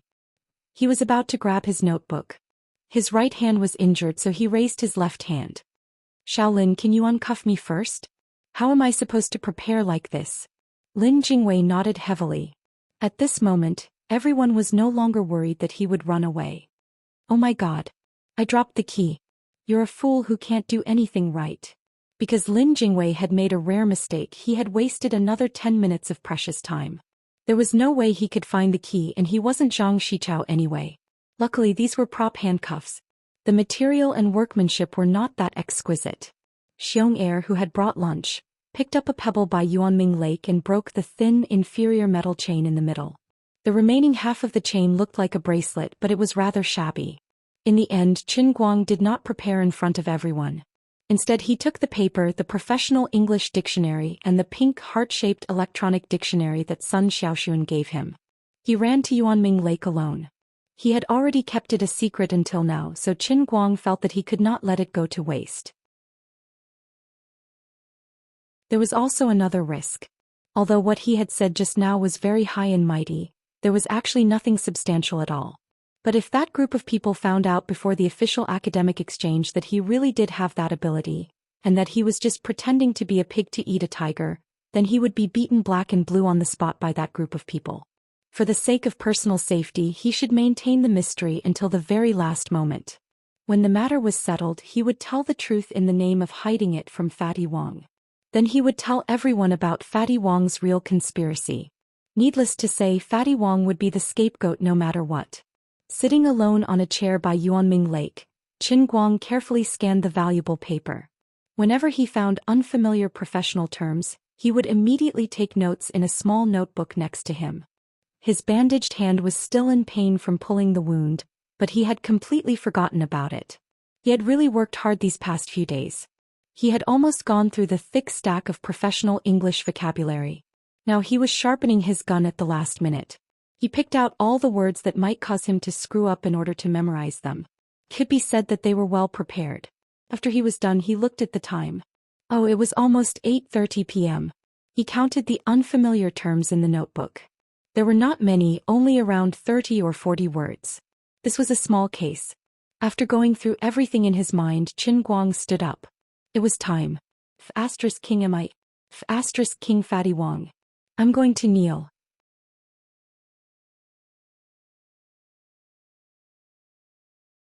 Chapter 129. The venue for the academic exchange was in the second conference room of the college building. There were no banners or red lanterns. After all, the other party was just an associate professor leading a group of undergraduate students. It was not that high of a standard. Even if you are from MIT in the eyes of ordinary students, but in the eyes of the leadership of Gokyo University, we will send people of the same level to receive the other party. The Massachusetts Institute of Technology is very impressive, but our Wujing University is also one of the top universities in the country. We can't prepare too much for an associate professor and ruin the reputation of our Huaxiao University. Therefore, they directly sent Wang Ren, an administrative staff of the college, and Zhou Xian, an undergraduate counselor, to be responsible for the reception. It was almost official enough. Of course, the graduate school should at least show up, but this time wasn't it Wang Ren who played a trick? However, this was not the effect that Wang Ren wanted to achieve. After spending a little effort, he actually managed to pull a vice president of the academy to the meeting. To put it nicely, he said that the leader would be personally present to boost the confidence of the young employees who had just started working not long ago. Of course, the deputy dean would not easily believe Fatty Wang's nonsense, but he really did not have anything else to do today. Wang Ren was also very respectful to him in the past. Although he felt that this guy was guilty, it was really difficult to refuse his hospitality, so he really followed him. When he entered the door, he even gave Zhou Xian a few words of encouragement, then sat down on the deputy chair of the conference room, as if he really wanted to support Zhou Xian. How could Zhou Xian not understand Fatty Wang's cunning mind? Wasn't he hoping that she would fall a little harder this time? Teacher Zhou, how is it? When are they coming? Qin Guang entered the conference room at about 8:45. As soon as he entered the door, he saw Fatty Wang and the deputy dean. He had some impression of sitting next to the chair. He frowned slightly but ignored Fatty Wang. Instead, he pulled Zhou Xian and asked. Zhou Xian looked at her watch. I just contacted Associate Professor Schmidt. They will arrive at 9 sharp. When did these two grandsons come? Qin Guang quietly pointed at Fatty Wang and the deputy dean next to him. Zhou Xian rolled her eyes at him. What are you talking about? Don't talk about Director Han like that. Qin Guang snorted. Being so close to Fatty Wang, they must be jackals of the same lair. How can they be anything good? Wasn't their purpose for coming here simple enough? Aren't they just waiting to see us embarrass ourselves? Don't worry about them. If you're afraid of being affected, go to my office and rest. I'll get someone to call you over. I'll wait outside the academy building first. Forget it, I'll go help. Qin Guang shook his head and refused. Instead, he helped Sun Xiaoxuan by placing bottles of mineral water in every corner of the conference room. This squad leader Sun really had a tiring life. The circles under his eyes were so dark that ink could be squeezed out, but he was still stubbornly holding on. It was 9 o'clock sharp and the teachers and students of MIT, led by Schmidt, appeared outside the school building on time, neither too early nor too late. Zhou Xian, who had been waiting here for a long time, immediately walked up and chatted with Professor Schmidt. The other party seemed to know Chinese etiquette very well. He didn't make any awkward gestures like hugging first when they met. He just shook hands with Zhou Xian. Behind Schmidt were about a dozen young students, both male and female. They looked no different from the Chinese with noses and eyes. Zhou Xian led them all the way inside and into the conference room. Wang Rin and Deputy Director Han stood up together and represented the academy to have a warm conversation with Schmidt as a form of welcome. As the student representative, Qin Guang was not in a hurry to be pushed to the front stage. It was Associate Professor Schmidt who went up to the podium and roughly explained the purpose of his team this time. Brother Guang, to be honest, I'm a little disappointed. Xianxia secretly looked at the group of foreign top students. He hid his hand under the table and pulled on Qin Guang's clothes. Qin Guang stepped on his foot and said, "Don't King interrupt my thoughts. I'm busy." Xianxia turned his head back with a disappointed face. He had a lot of thoughts but no one to share them with. "What are you disappointed about?" Although he didn't want to admit it, Qin Guang was indeed interested. Xianxia immediately became energetic and said, "I thought the top students from MIT looked scary. Now that I see them, they don't seem to be that big of a deal." Qin Guang rolled his eyes. He thought that this guy really had something to say, but he didn't expect him to talk nonsense. "What else? What do you think it should be? Did the people from MIT have to be monsters with 3 heads, 6 arms and 8 eyes? We're university students of the new era. Can't we have normal brain circuits?" Qin Guang and Xianxia were talking softly, but Associate Professor Schmidt didn't notice them. He was in high spirits as he introduced the purpose of his visit today. He took this group of students across the ocean to Gokyo University, with the aim of promoting cultural exchanges between the two schools. Gokyo University was one of the first schools in China that specialized in environmental science. It was a pioneer in this field in China. As a scientific research institution that pursued the true meaning of science, MIT also attached great importance to the teaching and research of environmental protection. Therefore, they hoped to learn from the teachers and students of Wuxia University to further understand the teaching and research situation of environmental protection in China. At the same time, he also wanted this group of undergraduate students to study under him in one of the most polluted countries in the world. Other than that, he also hoped to get to know the students of Gokyo University better. On behalf of MIT, he also welcomed the undergraduate students to the United States to apply for their master's degree. All in all, it was just a high-sounding speech, but it was all true. It didn't take him more than half an hour to clearly explain the purpose of his trip. The others might be a little confused. After all, Associate Professor Schmidt spoke too fast. However, Qin Guang understood every word. He couldn't help but secretly pout. "Friend, why do you sound a little strange? Why did you have to carry a gun and a stick out of nowhere? What do you mean by one of the most polluted countries in the world? Aren't you slapping us in the face? Although we can't deny it, we can't let a foreigner like you say it out loud, right? Also, why do I feel that you're arrogant in your words? Yes, MIT is great and impressive, but what I hear from you is that you're a superior inspecting your subordinates to see how they're doing. Don't look down on us."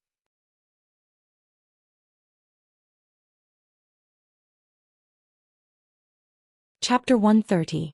At this point, Qin Guang was completely certain of one thing, and that was that this Associate Professor Schmidt had come all the way here for the unofficial visit that Zhou Xian had mentioned before.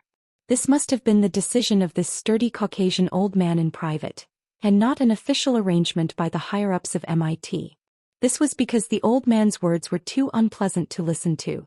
Zhou Xian and Sun Xiaoxuan basically understood what he was saying, but they didn't hear the arrogance and conceit in Schmidt's words.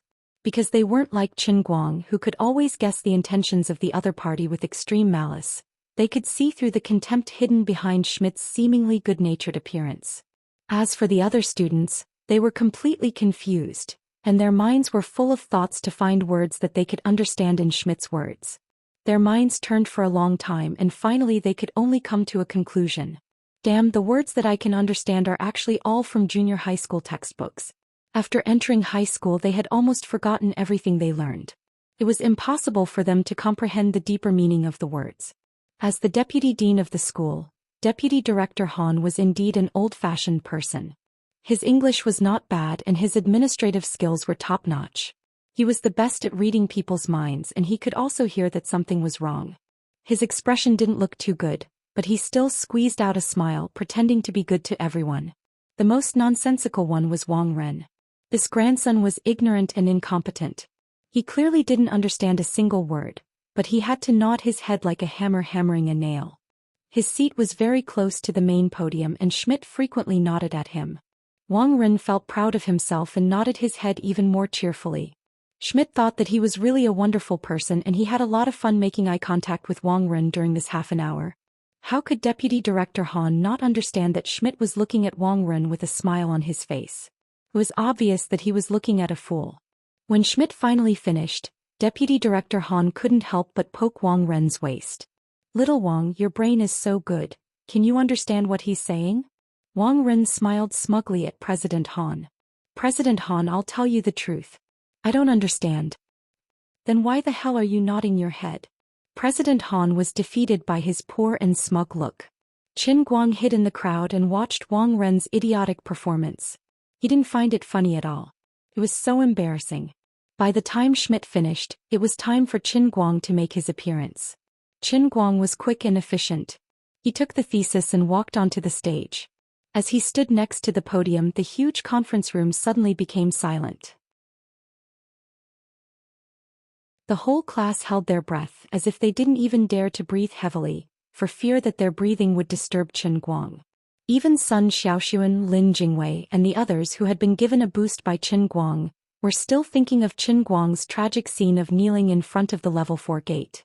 They only hoped that the gods would bless them, and that the heavens would send down a bolt of lightning so that Qin Guang would become an English expert on the spot. Although Zhou Jingxi was confident in her heart, she couldn't be at ease until the dust settled. What's more, Wang Ren was still pulling Vice President Han to sit below the stage. Something really happened, she would immediately explode. Looking at Qin Guang, Wang Ren wore a profound smile on his face. He was truly curious to see what Zhou Jingxi could achieve by throwing away the jar. "Brat, you want to stand up for Zhou Jingxi? You can't even pass the level 4 exam. What right do you have to stand on this stage and be the main speaker? I arranged this matter for your class because I know that no one in your class can take it." Wang Ren turned his eyes to Zhou Jingxi proudly. He wanted to see Zhou Jingxi's expression of despair. Strange. Wang Ren was even more puzzled. Although Zhou Jingxi was indeed very nervous at this time, with her hands clasped tightly in front of her chest and her pair of beautiful eyes staring at Qin Guang, in addition to nervousness, there seemed to be more expectation in her eyes? That's impossible. Where did her confidence come from? Wang Ren's seat was very close to the main podium. He glanced at the speech script in Qin Guang's hand and saw that it was densely printed in Chinese. He almost couldn't help but laugh out loud. This group of people must be joking, right? Letting this idiot Qin Guang run up to the stage with a thesis in Chinese? Do you want to learn from Schmidt and use your mother tongue to talk? Although the whole world is promoting Chinese, this doesn't seem right, right? Zhou Jingxi, is this your idea? In Chinese? Do you think you can fool us with this? Do you think we're all idiots? When something happens, I'll see how you explain it to the dean. Schmidt and his students were even more puzzled. They didn't understand what was going on. They thought that this little boy was a great person, and these people's reactions were too strange. Although they didn't know what was going on, human emotions were indeed infectious. The group of international friends all held their breath. Looking at the solemn atmosphere, Qin Guang first picked up the script, then grinned at the audience and suddenly began to speak. Qin Guang's current accent could not be described as fluent. As he opened his mouth, pure English with a medieval accent came out one by one. Sun Xiaoxuan and Bai Nyangzi suddenly widened their eyes and mouths. They could only stare blankly at Qin Guang, who was speaking to the Chinese thesis on the stage. Confused, crazy, broken down. They were greatly frightened and they even began to doubt their lives. They didn't understand what happened to Chen Guang at all. He on the podium was too strange, too strange. A person who had basically gotten all of the level 4 mock questions wrong was facing a professional paper on environmental science written in Chinese. He was speaking in an authentic medieval British gentleman's accent fluently and eloquently. Even when he was excited, he would dance from time to time to deepen his emotions. Translating from Chinese to English on the spot didn't seem to pose any difficulty or obstacle to him. It was as simple as eating and drinking water, casual. At least, Schmidt and his students who were sitting on the other side were listening with great interest. From time to time, they would raise their hands and get up to interrupt Chen Guang to discuss certain issues with him. Chen Guang was very patient every time to answer any of the other party's questions, and he was able to give satisfactory answers, which made the other party nod and sit down again. What the hell? What a big ghost. He really wasn't talking nonsense, he was really talking about a thesis. You're tuning in to the Zhou Xian's Legacy YouTube channel. Don't forget to subscribe and join us on this journey to catch the most captivating stories.